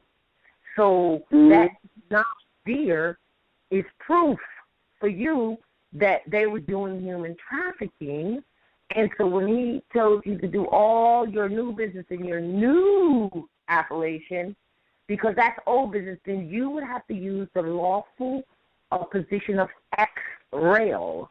That's what he was telling you to do, is to use ex-rail, not to hold on to John Brown, you know, and be John Brown, but to use ex-rail when it comes to John Brown, which is a fiction, as it pertains to using that birth certificate. And that birth certificate is the proof of human trafficking. So you would use ex-rail in that respect, because naturally, using your common sense, if you were to keep that, then what's the whole point of making a name correction? Even the prophet had you come in and attach the RVBey fundamentals. We got to be RVBey before we can graduate to Days, L's, and Ali's. So he had to do that, and that automatically changed even the John Brown. If some people out there kept that non-begeer in its derivative, because as Emmy said, all of those come from us, really. So if they kept John Brown, as an example, and put John Brown Bey, they just put themselves under their Moorish nation. And they altered or changed and took it out of a Christian name, which is a corporate tag, and made it and brought it into their family, which is RVBey. So some people do it that way, and some people still do a hyphen Bey. Well, the hyphen Bey on the John Brown - Bey was an initiate position that you just came into, and then it's still a free national appellation now. You immediately corrected it, so you put yourself under the nation, because the Bey and the Ill, that's the title to your ancestral estate. If you came in as an initiate and still a baby, you are still a Bey or Ill, so you could do it that way. And I tell people, well, if you're full with your free national, take the dash out, because you're not an initiate now. We done moved on now. And you can, if you want to still keep, and I'm using an example, John Brown or John Brown Bey, all right, that's what you want to do. But if you want to look into, like, any name book they have is either done in Latin or done in Arabic. They're all kind of the same. And you would say, John is Johan or Jonah or Jonas. I mean, you could change it a little if you want to or not. Most people, I think, would have an easier time as they initiate. They may have an easier time being John Brown Bey and then growing into it, because what your true spiritual appellation is, you don't even need to tell them or anybody. You can do business in anything you want. You could like a trade name. It could be shortened of your full spiritual appellation that doesn't even need to be exposed to them. But it definitely must have the Ill or the Bey, because that is the title to the ancestral. All right, that's my thing. Exactly. Excellent. And as I said, I think in the beginning of the broadcast, we have a lot of Moors who are throwing away these appellations. Now, here's the thing. We are an ancient people, so the presumption is that these are modern European names. Mm-hmm. Now, the modern Europeans only just arrived on the scene, really, in like 1776 is when they really got a little bit of power. That's when they did their Declaration of Independence, and then we acknowledged them, and this is how they were able to form a nation. Prior to that, they were considered an insignificant species. All right? So we're talking about appellations that are either the historical derivative or some form of the original appellation. Doesn't matter, because at law, even a derivative is still the property of the family. That's right. So you're looking at all of these appellations that are in circulation today. They are all ancient. The question that people need to ask themselves when they hear, "Oh, God, get back these European surnames." At what point did an ancient name get thought up and used by modern Europeans who only came on the scene in 1786? At what point? They didn't even have names or appellations, all right? And even if they did have an appellation subsequently, even John is a Moorish appellation, and they were referred to as John's son or Richard's son or Jack's son. They didn't have any appellation. So now we think that was us, but it was them. I received so many name corrections, and it is so disheartening to see Moors who clearly have not done any research on those appellations that they currently have. They just want to throw it out the door and come up with some something that sounds, in some cases, convoluted. Mm-hmm. You know, and what's really interesting, because I remember there was a son who was getting ready, on the verge of throwing away his appellation that his mother gave him. And I think Roz had a conversation with him, and he went back and did a little bit of research. Come to find out, his mother gave him a noble Moorish appellation, and he wouldn't have known it if he didn't stop and go back and do a little bit of research. So what did he do? He tacked an ill or a bay on that. Because let me just say this. Every appellation that the people are running with right now is a Moorish appellation. The only thing missing is the title. Mm-hmm. Yeah. Mm-hmm. If I could give a perfect example of that, yeah, a perfect example of that.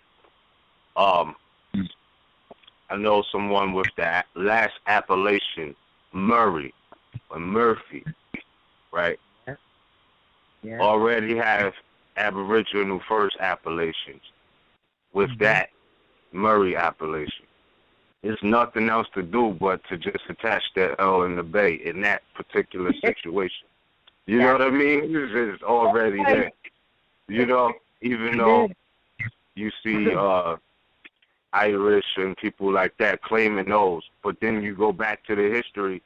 It's funny because this was on my mind because I was just reading in the book earlier about this particular area that Murray was specifically known as an Aboriginal appellation specifically to the area. And that's really in every area.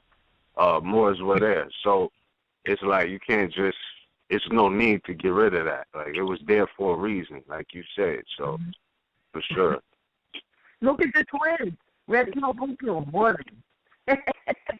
You know what I mean? Exactly. Yeah. Now let me just say this, because I just want to end with this, because we have to, you know, in order for people to really absorb what the prophet is trying to say, because the prophet always spoke on a very high level, all right?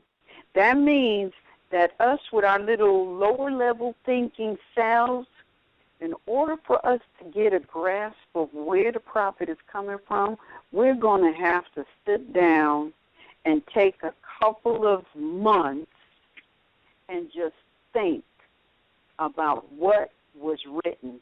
Because, see, that's part of studying. That's the part of studying that most people miss.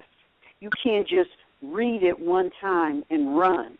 No, you have to read it at least 3 times and then sit down and think about it. Turn it over in your head. Ask yourself, what was the prophet trying to say? Because if you're vibrating at a low level, you're going to have to study to get your level up so that you can comprehend to some degree what Prophet Noble Drew Ali was trying to say. This is why most people miss it when he talks about don't throw away those non-begeers. They're going to have to pay you or compensate you, do all new business in your free national lane. Now, because people are functioning from lower energy, lower self mentality, they are on this, I got to make a mad dash and go all over creation and try to replace the non-begeer with my new free national appellation. The prophet never said that. All right? But you don't want to say business. All business always begins with an autograph. And nobody can tell you how to autograph. That's why it's not a fight. But when now, you try to go all over, say it again. You just got to know your rights. Your rights and self-determination. People are trying to go to the Department of Motor Vehicle and get them to change their name to their free national appellation on a colorable document.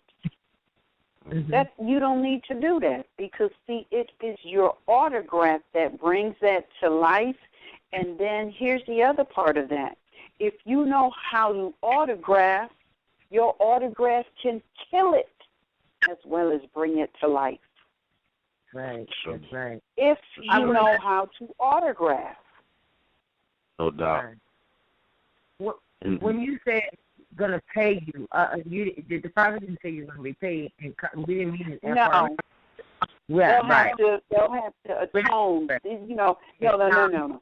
Let me clear that up. Ain't nobody getting paid with nothing, all right?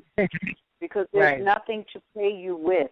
But all of these corporations that have gone all over around the world exploiting your appellation or some semblance of your appellation without verifiable documentation from the family that they have permission to go into the ancestral inheritance of the family and use that appellation. They got to make an accounting for that.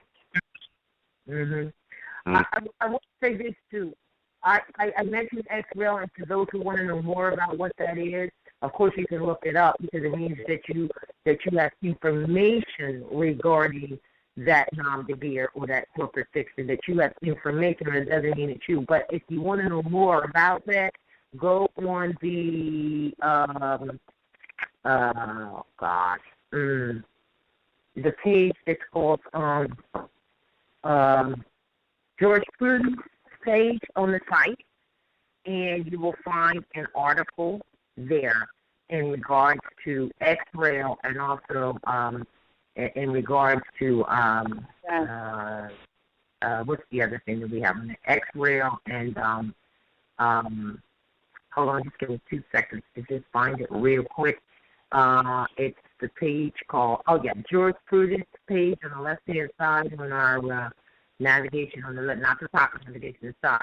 You will have a preliminary study written on UCC's, Uniform Commercial Codes, and also on regarding the preliminary study on XREL, which is X-relation. I mean, you have a relationship with that information, and I think, and also on that same page, you'll have disclaimer versus rescission of signature. A lot of people don't know the difference between disclaiming and, as you mentioned, it's all about your signature. So you'll find those 3 very important studies regarding UCCs, regarding XREL, regarding rescission of signature versus disclaimer on the a preliminary study about birth certificate, Social Security. That's all on there as well on the jurisprudence. But lastly, before you go on, is Cujo's still on our line, so he may have wanted to make a comment about what the prophet meant by holding on to the slave name. Are you there, Cujo?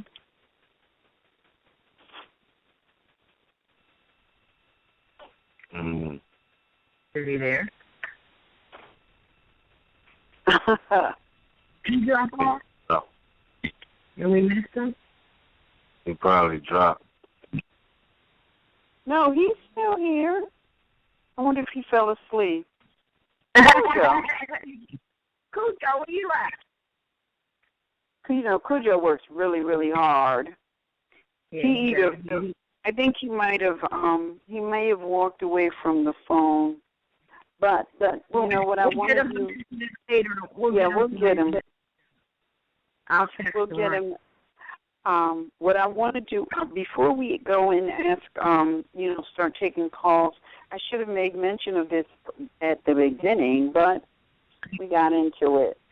For those who are near the Harlem Corporation, there will not be a physical class tomorrow at the National so-called Black Theater near 120 on 5th Avenue near 125th. There will not be a physical class. There will be a live blog broadcast. There will not be a physical class because of the accumulation of snow and lack of parking. So what we're going to do is we're not going to have a physical class at the National so-called Black Theater near Harlem. We will have a live broadcast instead. So make sure and meet us back here tomorrow at 7:30 p.m. for most interesting and informative discussion. All right? So with that, what we're going to do is... So we will have the broadcast at 7:30 as usual. Yeah, because I found out that, getting into New York might be all right. Parking and stuff like that with the issues with it's horrifying. A lot of people won't be able to get there. So we're just going to skip the physical this week, but we'll see everybody next Wednesday. Yeah. All right. So with that, what we're going to do is take our first caller. Caller 412-969. You're live on the air. Please state your appellation at Northwest Maxim. It's all family. This is Energy calling from Northwest Maxim. It's crazy. You got some feedback there. You got a lot of feedback. Okay, how's that? Better. Is that better?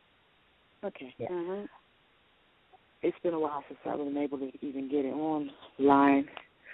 However, I know I had I've been birthing with the family over the last couple of years, and I recently took that final step as far as to,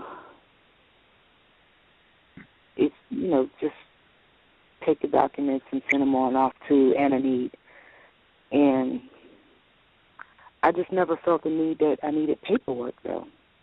I'm clear on who I am. So when I listened to the class tonight, I'm like, yeah, pretty much. All that going downtown and all that stuff, it just didn't make sense to me. I didn't really feel validation needed. It just didn't make sense to me. Right. So, like I said, but it took me many, many moons to even send it, download the information and fill it out and send it off to Nationality for it to be in our national records. I was even, just like, okay, that's still having somebody validate who you are, being stubborn, basically. But however, I did become, clear on that, not only myself, but my mom as well, You're saying also, the difference between just notifications. Yes, I did send my notices, my proclamations, and name correction. Both forms off. No, you're saying now that you recognize there's a difference, like what you were feeling in your spirit is absolutely right, because I felt the same exact way, but within your own nation, and then that notification, lawful notification is not, it's just notification to the proper place. That makes sense, but that other stuff does not. And your spirit, right? Okay. Mm-hmm. Also, I did send in when you when you broadcast at the beginning of the class, the appellations of our kidnapped sons and daughters. I did send that in. My son has gotten kidnapped, and and I had sent that in to the appropriate Gmail address, but I didn't hear his information being blasted out. Oh, what email did you send it to? The MHHS-Eyes Wide Open at gmail.com. And I put in the Allegheny. I put in the corporate county and the corporate city, as well as the corporate state. All right. Did you say you did it right before the class started tonight? Oh, no. Friday, when I was texted to let me know that this was the situation. His girlfriend had texted me that this had taken place. They had claimed to have warrants on him, which I know is not true. However, and come to find out, nothing has been produced then nor now. However, it is what it is. We're, working to get all this straightened out. How old is your son? He's 18. Oh, okay. All right. Uh-huh. Mm-hmm. So the warrants, did you straighten it all out? they're not warrants. They was never even produced. However, that's, neither here nor there at this time. I know what it is. It's basically the racketeering and, just one of those things. You got to deal with this beast. However, I was just curious on how does that work, because I did send his, appellation in so it can be, noted to the family that yet another young Moor has been kidnapped and held for ransom. His girlfriend and her grandmother went down to attempt to bail him out, and at the final processes of that, they said they couldn't because there's another warrant out for him. But it has not been issued. I mean, no one has no one knows what it's for, no one's seen it, so forth and so on. So I'm not really clear on what's going on, other than the fact that they're holding this child for ransom. It's just that simple. I don't know what is this all about, to be honest with you. You got to stop listening, because they could tell you, as they already have, that there's a warrant and then they kidnap them and they never produced it, right? And then you said grandma and his wife or whatever, or girlfriend, whatever, went down to say, all right, well, let me just, take care of this. And then they say, oh, no, there's another one over in East somewhere, and they haven't produced that either. So they could just do that until the cows come home. So you have to start putting in the writ constitutionally stated in terms of them producing warrants that they don't really have, and then from there, escalate it to how it needs to be done. If you don't put in anything, they'll just continue to do this crap. And then you got to help write it to the CEO of that corporation that actually has them. And, I guess we can go over that at another time off the air, but that's what you got to do. Oh, yeah, because the first thing that came to my mind was a habeas corpus, but, it's whatever. But you're breaking up. I can't really get every word. You got a lot of feedback. Brian. Guess what? I'm trying to fix it. My earphone just told me battery was low, and that's why it's doing it. So I'm going to now come off of it. And there you go. That's better, right? Oh, Sure. yes, it is. A lot better. I was the one causing the watery. I was hearing it too, but I didn't realize it was my stuff. So you're going to have to start with knocking with the writs, sending it to the right people, because they have not produced that which they say they have. Unfortunately, he already has. Already has. When I was able to get to talk to him the one time through the process. It's not unfortunate. But what it is there's a lesson there. Oh yeah. And I told him to study, and he hasn't. Well, there you go. That's the lesson right there. I've been telling that boy to study, and he hasn't been doing it. He out here chasing after these Federal Reserve notes. And look, you got to take time to study, and now you ain't got nothing but time to sit so you can study. That's the way I see it. The universe is making him sit down, and that's why I say it's unfortunate he has to go down this way. You know why? Because while he's in there, trust me, we know this, right? We know this. If he was talking right constitutionally, they would release some things. Trust and believe that. And then if you sent in like a constructive judicial notice regarding this, and then he's talking right on his side, boom, stuff opens up. Trust us. Trust and believe. But if he's in there and he's putting himself in their jurisdiction by saying the wrong things, guess what? This is where this is the point of why everybody, and this is also the point as to why when we as mothers, not just us on this line, but the mothers to be, the mothers to come, have this knowledge, the children will automatically have it.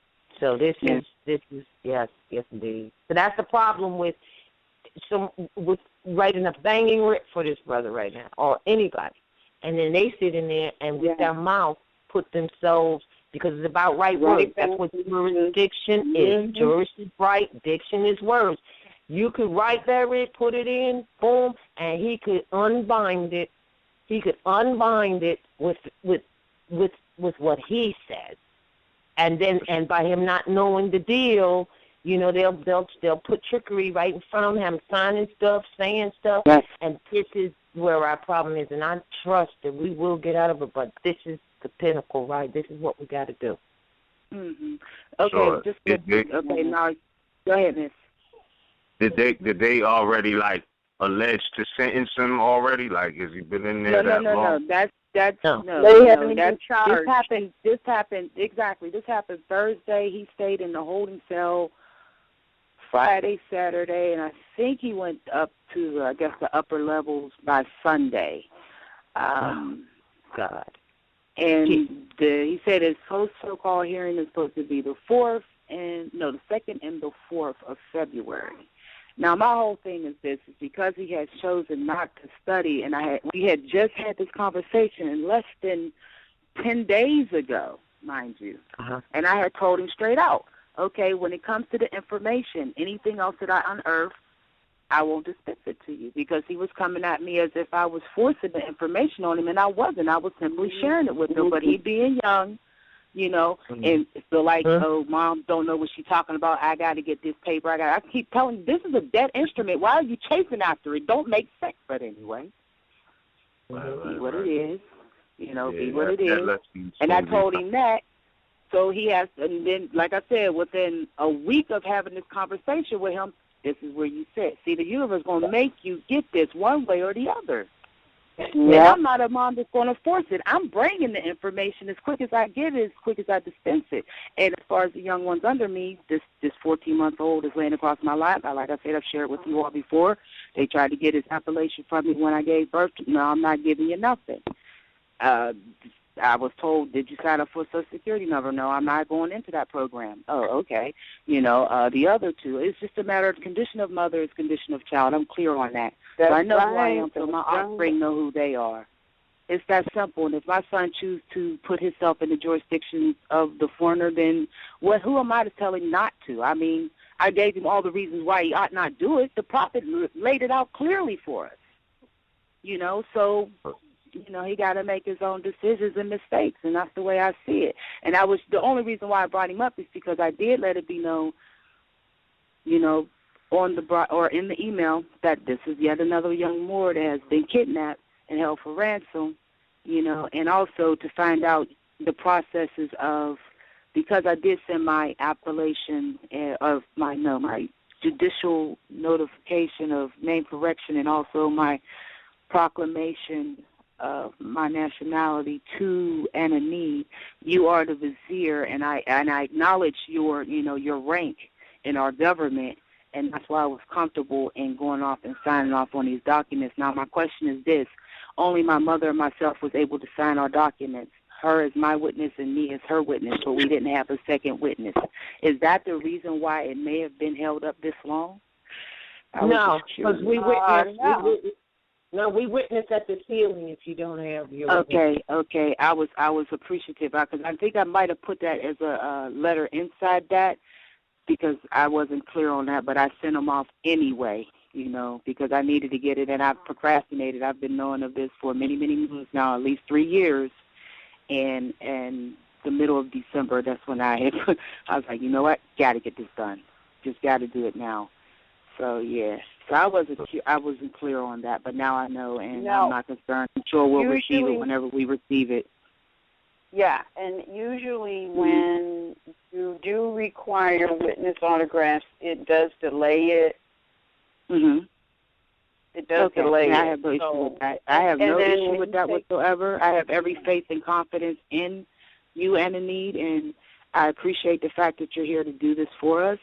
You know, because like I said, as far as dealing with any PN construct, I just never had it in me to do it as a young woman or as a teenager. They said that I had a problem with authority figures. And now that I know what I know, it's not that I had a problem with authority figures. I just never seen them as the authority. Real simple. Right. Yeah. Like, who made that interjection that they were authority first and foremost? You know. Yeah, and it always seemed against my best interest, so how can I even follow what they're telling me? That it didn't make sense to me. You don't look like me. And what it is that you're trying to do, to me, is hurting me. I'm not fitting to be bothered with none of that. So, of course, I was labeled and all this old weird stuff. And then, like I said, coming into the knowledge of true self, yeah, I recognize now what that was all about and prepared me to be the mother that I am, actually. So I appreciate the time. And like I said, if you just check the email, he's there, Daniel Mayfair, Cox L. Yeah. Just need the nation to know. Just need the nation to know. Well, I guess me saying it now, the nation knows. Held by the, Allegheny Corporation, Allegheny County Corporation, Pittsburgh Corporation, with the preview of Pennsylvania. Yeah. For sure. So I appreciate the time, family. Not for nothing, though, sis. Not for nothing. I want to ask you before you go, is it all right if we retain your number to contact you, like offline on the voice line? Not for nothing, but it's all right, cool indeed. But I need all the assistance in I'm still learning how to write writs. The only writ that I've written on my own is the writ of my live birth for my son Successful. That's it. That's the only writ that I've put together, and I haven't had to issue it to no one, but it's in my file, so just in case somebody was to try to come at me, they have no documentation or any cargo or whatever they wish to classify, his birth to have been, but they have nothing. I mean, absolutely nothing. No footprint, no blood drops, nothing on him. They just know that, a male came into the world at a certain time. That's it. They don't know his appellation or anything. For sure. Definitely. Cool. So we got to get in contact. For sure. Appreciate that. So, once again, family, I appreciate the time. I appreciate what you all do. I thank the Prophet so much for bringing this to us, and you all enjoy the rest of your evening. Islam. All right, Islam. Indeed. All right. Caller 314-802. You are live on the air. Please state your appellation at Northwest Maximum. Islam, family. I am Alicia Shahantis L. Let me first start by saying that I am so ecstatic to be on the line with all of you. You guys are like my celebrities. I watch you all day. You're probably one of the few that I'll even fall asleep to, that I'll even let into my subconscious mind without me being aware. You and Taj, and I'm serious. I'll do it to my 7-year-old. I'm like, he's in there asleep. Let me turn on some of Annie and Roz. I swear. And it's funny because I didn't really have a schedule of when you guys did the show, but when I would listen, I would always hear certain times. I'm like, okay, so they must do it at night. I call at random. I called yesterday. There was like nothing for 24 hours. I was like, shoot. So I just happened to call today, and you guys were on. I was like, Go on the site on the front page. It will give you the times of all 4 programs that we have. It's right on the front page. I've probably read so much stuff on that site. It's like, I came upon this show, I want to say on Christmas, or what we say is December 25th. And when I say it was a great gift, a wonderful gift that I received.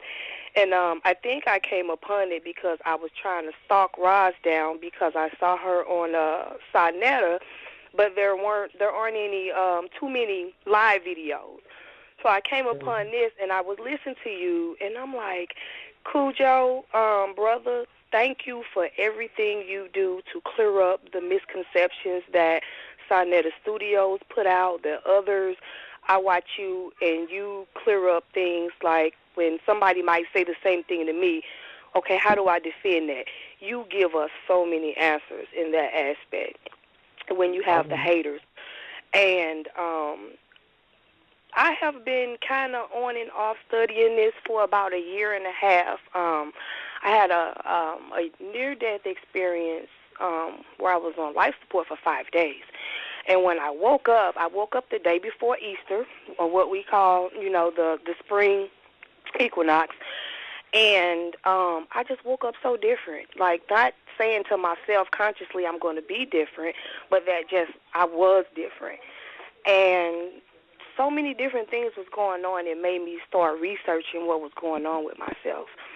And I kind of got this feeling, something just said, start standing in the mirror and saying, who am I? Because I started realizing, hey, something's not right. And it led me straight to everything about the Moors. And I'll say in about 2 hours, it came to me that fast. Wow. Now, that fast. Well, what happened was I was going through so much. The first thing I came upon was metaphysics, the string theory, quantum physics. So when I was studying that, I was like, oh, wow, it just popped in my head one day. Okay, I'm not afraid to die anymore. Because I was on life support for 5 days, and I experienced it. I'm not going to get into it right now. I know this is a show. I'm not going to talk you to death. I'm going to try not to anyway. But it was so amazing. And so when I, even after it brought me to Moorish history, I didn't really understand it. But more than that, I was running more into the modern Europeans talking about sovereignty, sovereign citizens, and I'm watching that stuff, and then I'm looking at the websites, and something was saying, this seemed too hard. This too confusing, And I said, you know what? I'm going to put it down for a while, and when it's time for me to come back to it, it's going to just snap for me. So maybe about a month or so later, I went to Ghana with a group. I'm not going to throw names out because that's not what this is about. I went to Ghana with the group for about 2 weeks. We had a re-Africanization ceremony, and they gave us African names, and it was a really good experience. It was weird for me because I always thought my first visit to the continent would be Egypt. Always, even since I was a little girl, I was always drawn to Egypt for some reason. I know now, but I came back, and that's when the whole Mike Brown thing started. And I was like, and I'm going down my Facebook page from back then, and I'm looking at my comments, and I'm like, wow, I really did know this. Because I would have comments like, y'all act like y'all surprised he's dead, and they didn't indict him because he's not this. His status is not where the cops was, so they don't see it as anything wrong. You're looking at it the wrong way. And so I came upon a guy who was supposedly teaching law, but you know how you have those people who want to use so many eccentric words that it's so simple that they don't want you to know that it's that simple, so they talk in these terms, and it's like, what are you talking about? So he's like, well, we can sell our debt. We can sell our debt to other countries. And I'm like, huh? What do you mean we can sell our debt to other countries? Yeah, and we can get bonds, and I know a guy in Africa, he has gold mines and this and that, or oil, and I have some Canadians. They're supposed to be Native Americans, and they got millions, and we're waiting on signatures from this person because we want to do this. And then he even said one time, well, we should start suing each other. And I'm like, start suing each other? Okay. I had no idea but this past from, I'll say December on now, and I've been studying more. I understand why he says what he says, but I think he wants to try to beat the corporation at their own game with bonds and, things like that. Instead of, because I'm like, well, you're saying the exact thing that they're saying. Like, you're really not saying anything too differently. Excuse me, because I even asked him, do you think it's necessary to file the papers? He's like, no, you've never been that. You're not a part of it. So, he's like, well, when they have these statues, you ask them, did you sign the legislation? Or are you a part of that? Did you put that in there? Is your signature on there? Then how can you be a part of it? So it helped me, you guys helped me. But I'll tell you the thing that really broke me down to tears when it kind of came. Yes, baby. Mom, what's the $10? I don't know. Give me 1 second. Was a seer, the Duke of Tears. He did a show, The Lie of 1776, and it's about almost 4 hours long. And when I got to kind of getting at, and he's like, "Whoa, the Mississippi River, they was just calling that the Atlantic, and we were free, and chattel slavery was only 85 years." And I'm like, "Whoa, wait a minute." Okay. So I dug deeper than that, and then it's like when you guys say study, study, study, I don't understand how this doesn't make sense to people only if they're not studying. Because when this makes you go look up root words, and if somebody says something about a certain battle or a certain Almoravid, or I'll go look it up. I'll go look at Albion. Let me look that up. And it's like, the funny part about that is a lot of these things are in the video games. Minecraft, Halo, Fable, because the only references I was really getting was, a lot of them was to these video games. And I'm like, wow, so they're telling everything in the video games that our children are playing and have no idea what they're looking at. But virtual realities. Right. And it seemed like from a year and a half ago, that August, when I came back from Ghana, and me, I guess, coming around, no matter what I tried to study, spirituality, breathing, meditation, it always brought me back to this law, these civics, these politics. No matter what, it always brought me back here. And so I said, you know what? I'm going to stay right here, and this is what I'm going to dedicate myself to, because I think this is what my purpose is. I feel it. And people will argue with me all the time. Oh, Moors put their own people in slavery. I said stop, because we still putting each other in slavery today. I don't understand why you all don't see that when they say we were fighting each other, we are still fighting each other, separating, dividing each other over senseless things. That's all we're doing. Why do you all have to think that it was some big drawn-out drama when they say we were fighting ourselves, to not look at it today and see the same exact thing? I'm like, if time is a circle, we've been here before. This is nothing new. That's right. Right. Like, so when you study, it draws the picture. And I'm serious. I cried like a little baby when the foundation, when I got that's what I was missing, the history and the foundation. When that came about, oh, it hit me so hard. And I was like, wow, okay, so this is really what it is. And I was probably depressed for a little while, and then I got mad, and now I'm going to get active. And it's so funny that I caught you guys today, because yesterday I was like, okay, I'm getting my papers, I'm mailing them off, I'm all that for today. And last week I watched a video because you guys make people study, so I'm go up and look up deed of trust. Let me understand what this deed of trust is about. And this video in the stream comes up with this federal, what is his name? Federal postal judge or whatever. I guess he used to be a postal judge. A postmaster general. And so he's saying, well, they're not using correct mathematical parse syntax. And I'm like, what? So he goes through, he actually has like 10 parts of speech, and, the adverb, verb, and he's like, your contracts are written in all adverb, verb form, which makes them colorable, which makes them void. And I'm like, what? So I'm like, okay, if this is right, then I understand why Taj say we can't read, because I was sitting there like, I'm like, do I really have to go back and look up what an adverb? Like, he's confusing me.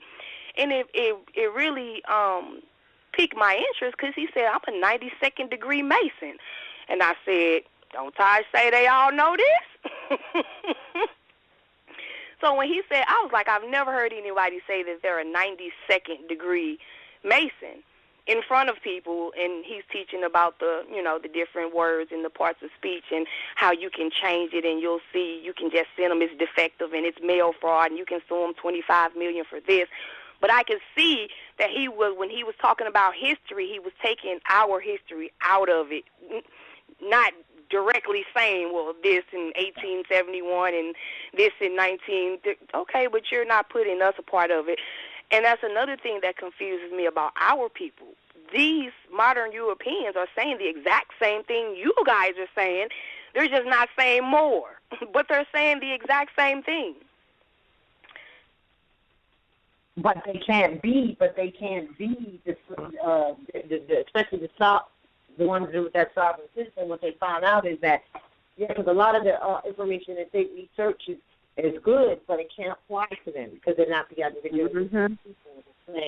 And that's why the sovereign citizen movement, which they established, has nothing to do with us. And there's too many of us that think it does. They actually, answer, "Are you part of the sovereign citizen?" And they'll say yes. And they don't understand the qualification and distinction that must be made, because sovereignty comes with nationality. And these Europeans, if they were to say that their nationality it's not. They are not the American national. So, well, see, that's why they leave that part out about us. But I don't even think he was going there with it, because he's saying he's the person who rewrote all the constitutions for Hawaii, and he was at the right hand of Queen, whatever, I forgot what, Nani or Anini or something like that, and he's the one who did this. And I'm like, okay, who is this guy? And it was so funny, because after that, I was like, I want to email Anna Ida and Sister Roz and tell them to watch this and really break this down for us. What is he saying, or what are we missing that he isn't saying? Because a lot of things I can see through now. But some of it, I'm like, 92nd degree Mason, Hawaii getting their sovereignty, okay, and you have something to do with all of that. Who are you? And he's like, oh, I'm just the federal postal judge. Okay. And then with his name, he puts colons, and he's like, well, you put a colon in your name, and that makes it a fact. I'm of the such and such family. I can't remember his name. It's like David Wynn or something like that. Oh, I think I heard that Patriot movement. He's a part of the Patriot movement. He's a part of the Patriot movement, and what he has done is he is alleging to be the Postmaster General. That's what he's doing, because he's doing certain notations on documents which alleges to make you the Postmaster General. But here's the thing, Postmaster General, whoever is the Postmaster General, he can never be a part of the United States of America. That falls under the Moors, the United States construct, not the United States of America. So, once again, what he's trying to do is he's trying to put himself under the in the Moorish family, but not be of the Moorish family. Right, and that's what I was thinking. Yeah. That's what I was thinking, because he was saying after he put out his book about the correct Parse syntax grammar, that the CIA came to his door and told him, well, you know what you've done? You've totally rewritten every document, every treaty, every law that's ever been written because you did. And I'm thinking to myself, yeah, right. So basically you're trying to eventually say that the Constitution is something is wrong with that. That's what I immediately thought of. No, but then you got to qualify what Constitution is he talking about? It's Constitution, because they can't rewrite the law of the land, the American National Constitution. They can't. It's a written document as such. It can't even be altered. Right. Well, I know that, but I rewriting it.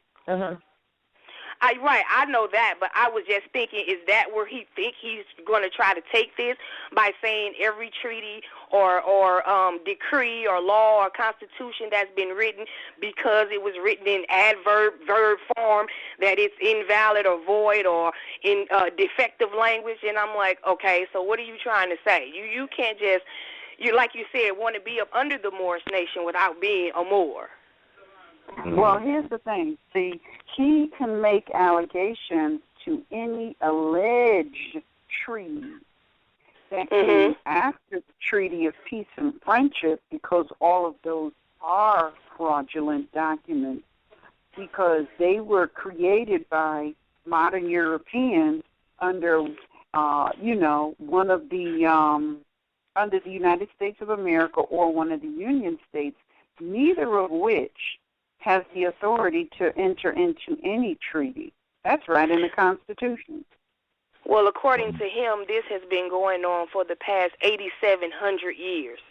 And I'm thinking to myself, 8,700. Yeah, I went back. Been around for 8,700 years. Thank you. That's exactly what I was thinking. I'm like, why did you have to go back that far anyway? And you guys are recent, so what are you talking about? Anything we did back then, just they yeah, went but I out don't of want party. Right, exactly. So I don't want to give him too much credit. I just thought it was funny. The reason I even brought him up was to say that wanting to send that information to you guys, like, check this out, and please, is there anything legitimate to this? And then the very next day, you guys were talking about, you had Abdullah on, RVBey, and we're talking about the exact same thing with the sentence structure. And I was like, I told my son, I say, look how fast my magic working. I said, I've been thinking about sending this to them so that they can talk about it, and the next day they're talking about it already. So, and then when you guys explained it, I was like, oh, the sentence should make sense.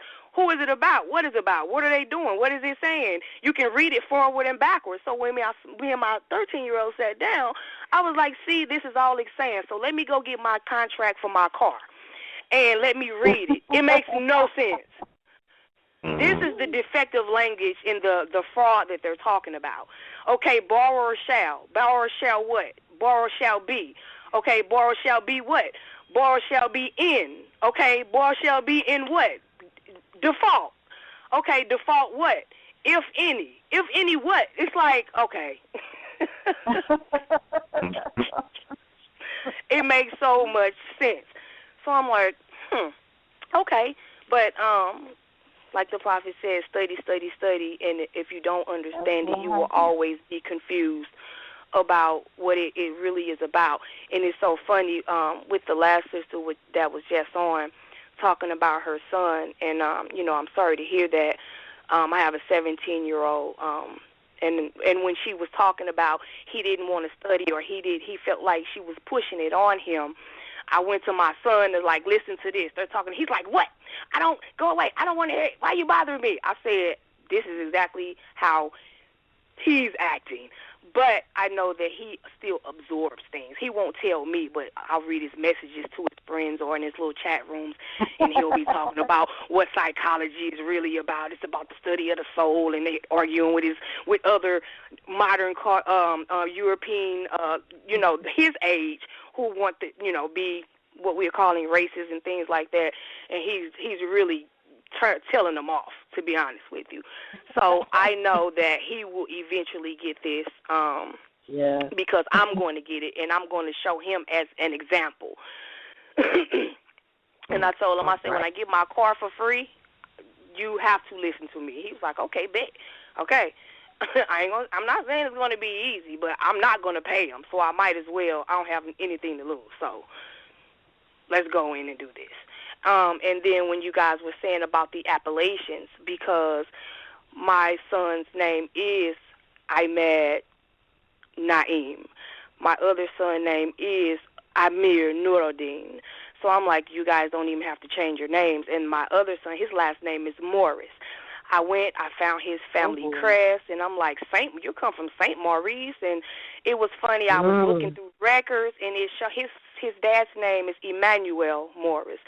There wasn't any Emmanuel Morris that came here to St. Louis in 1840 from Europe, and I'm like, wow, that's creepy. Same name, came here in 18, and the funny part is his grandparents are Europeans. I'm sorry, no, they're his great-grandparents. So his dad's grandparents are Europeans. So when I put all that together, I'm like, whoa. So it was a relief with the studying when they say we're Celtic, or we come from Northern Europe with our names and things like that they're not saying we're derived or come from the Europeans that we see today. They were the original Aboriginal. So, and then with my name being Alicia Shahantis, I'm like, I don't really think I have to change my name either. Oh, Simmons. Beautiful. Yes, but Simmons. here's the thing. But here's what I just want to mention to you, because you're telling me a lot about the father's line, but everything goes through the mother's line. I know all of my great-great-grandmothers. That's as far as we have gotten. Grandma Rosie, she was West Indian and French, and You're she American. came from... No. She Right. wasn't no West Indian and French. She was just American. This is what the family. I know this now, but as the family would pass the oral lessons down. Our grandma was. They always said she was West Indian and French, but she was born in New Orleans. And all my life they would say, "Are you Creole? You got some salsa in your blood, or something like that?" They always ask me that when I come to New York. You got salsa in your blood? Oh. And then my other grandmother, she. What they would always say, she was pure Indian Choctaw. But we know that's not the name either. And she was really, really, really dark. Yeah. I'm sorry? Choctaw is a bastardization. It means chocolate people, Choctaw. And I just said she was really, really, really dark. And she had the long, straight black hair with the two ponytails and the braids. My other great-great-grandmother was Beulah Scott, and Rosie Harge. I can't find a Harge anywhere. Like, it's a very small, we try to look at, we found her in the census, and my grandfather and my great-great-grandfather, and then my mother's mother is Carrie Simon, and she married a Simmons, but all of it comes from Seaman. And so I'm like, wow, that's weird. Simmons married Seaman or Simon, but it all came from Seaman. And then we also have grandmother Mattie Curtis. And Mattie Curtis was also what they call Cherokee or, Blackfoot and those types of things. And I have their pictures sitting up here looking at me. And it's funny because my grandmother, they would call her a snap-jap-talion because her eyes were like what we call Manchurian. When we smile, our eyes disappear. So they would call my grandmother a snap-jap-talion. And she actually, when you look at the pictures of our native Moorish mothers and fathers, this is who they look like. My grandmothers, they look like them. Now, my grandmother Rosie Harge, who they say is the West Indian and French, she did look like what we call a modern European. She did. And then Grandma Sookie was really quiet and never really talked. She was the what they call the Choctaw. So that's as far as we have been able to go as far as paperwork, but it's unfortunate my grandmother died in March of last year, so it's coming up on a year. And of the siblings, her 6 children, all of them are utterly incompetent. They have all of her property, probate. The son that has been the drug addict all of our lives, he has taken over the house, he has taken over the cars, the trucks, the bank accounts, and now so-called creditors is looking to her property. And he's had a false will made up, which 3 days before she transitioned in the hospital.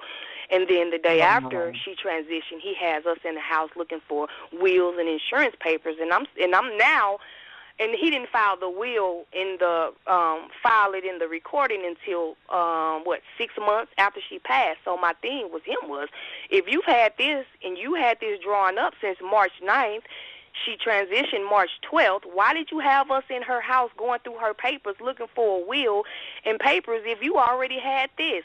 Then we get it, and we look at the signature, and we're like, this is not my grandmother's signature.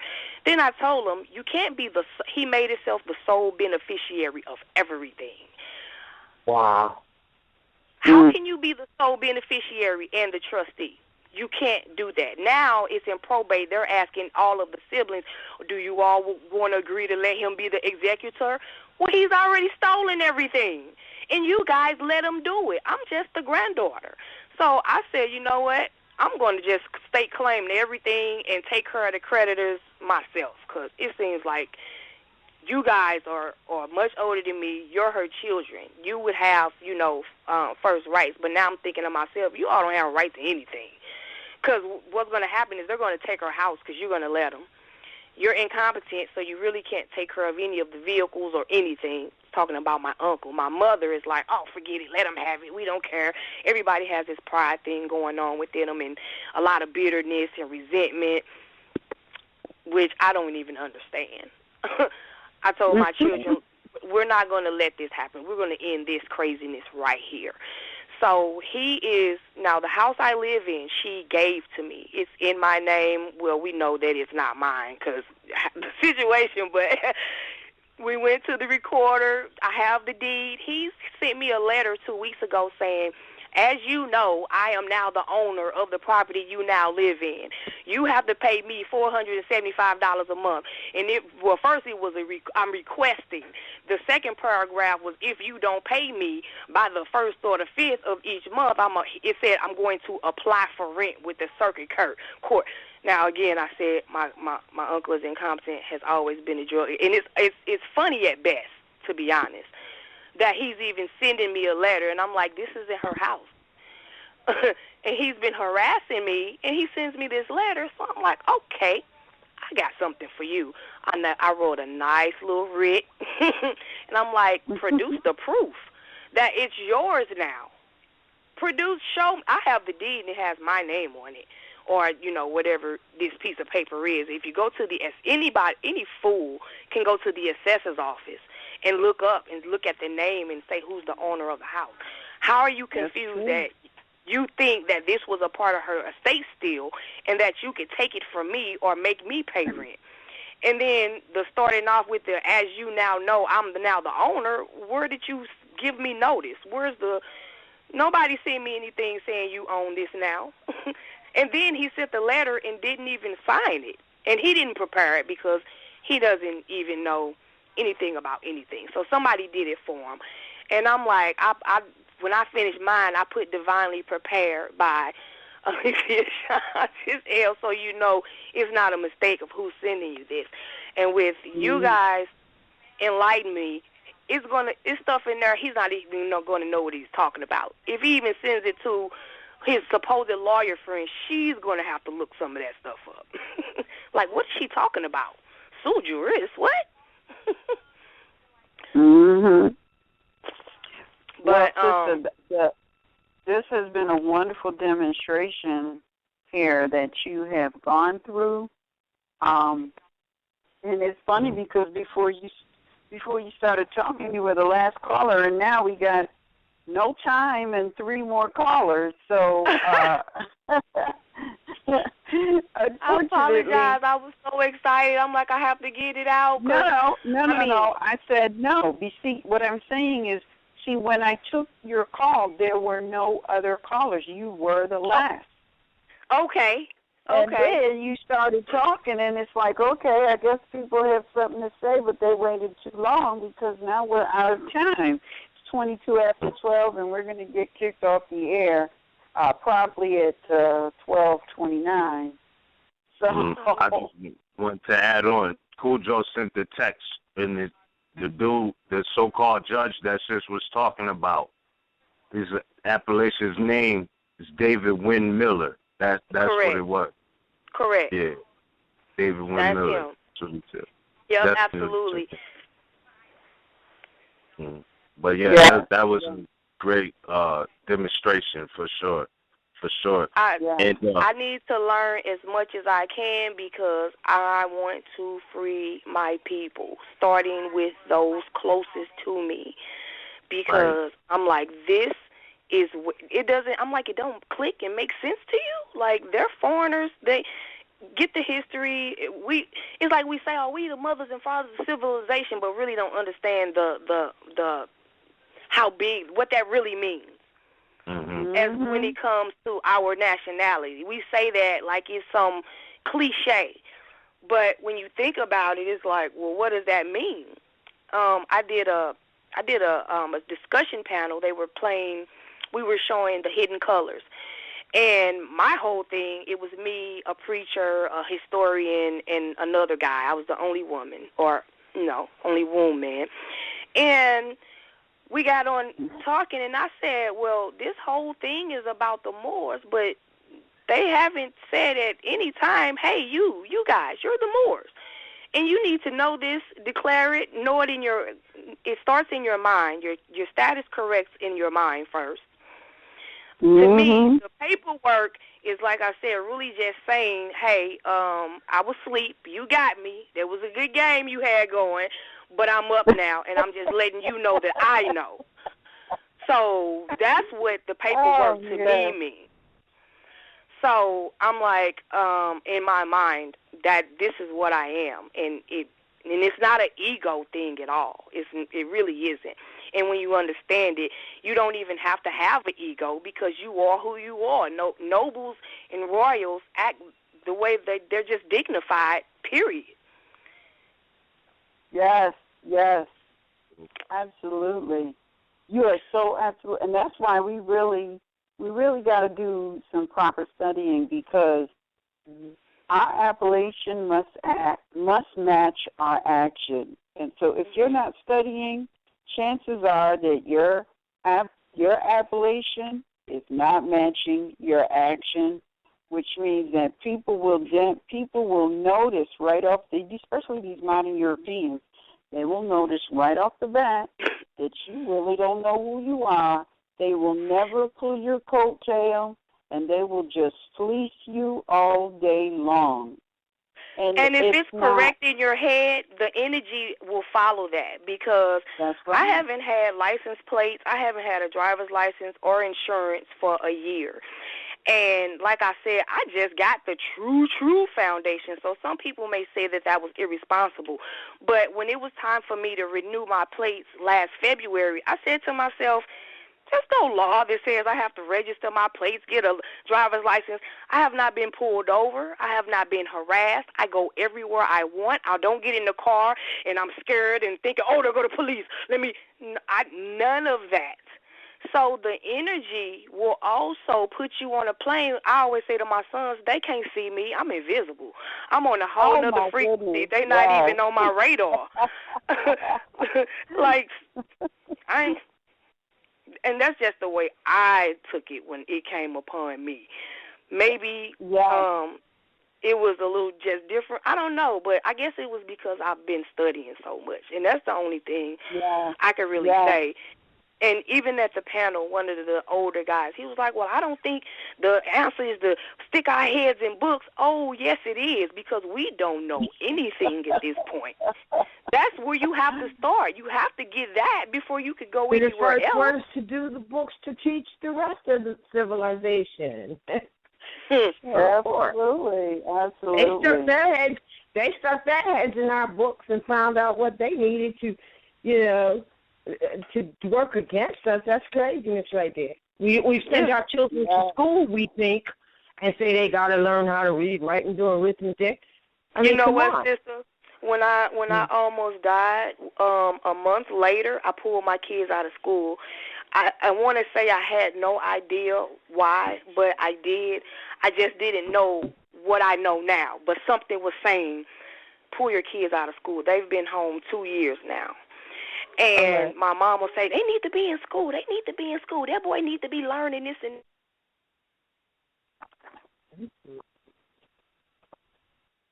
Islam, are you there? She dropped out. I thought I was going to hear. No. Thank you for using the water. No. It might be her phone, but you know what? We got like 1 minute left, but I do so want to. I got her number. I am definitely going to be getting in contact with her. Definitely Sister Energy number too. Sister Energy's number. Yeah. Definitely. Okay. Alrighty. I think I got 2 numbers for Sister Energy, but and I didn't write down the other one because I know I got one of them in my phone. But we will see everyone back here tomorrow at 7:30. And peace and love to everyone. And Islam. Islam, sisters and brothers. Islam, peace, and love. Wow. Yeah. Oh.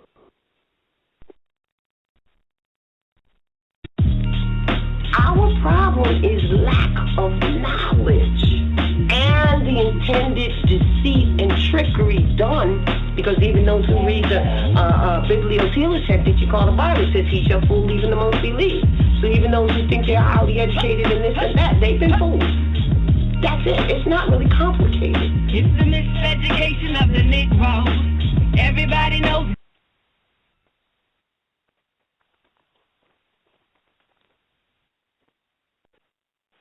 Hello, I'm Paul Mahoney, Domino's franchise owner. I'm here to tell you we've extended our carryout special an extra day, so now you can get large 3-topping pizzas every Monday through Thursday for just $7.99 each.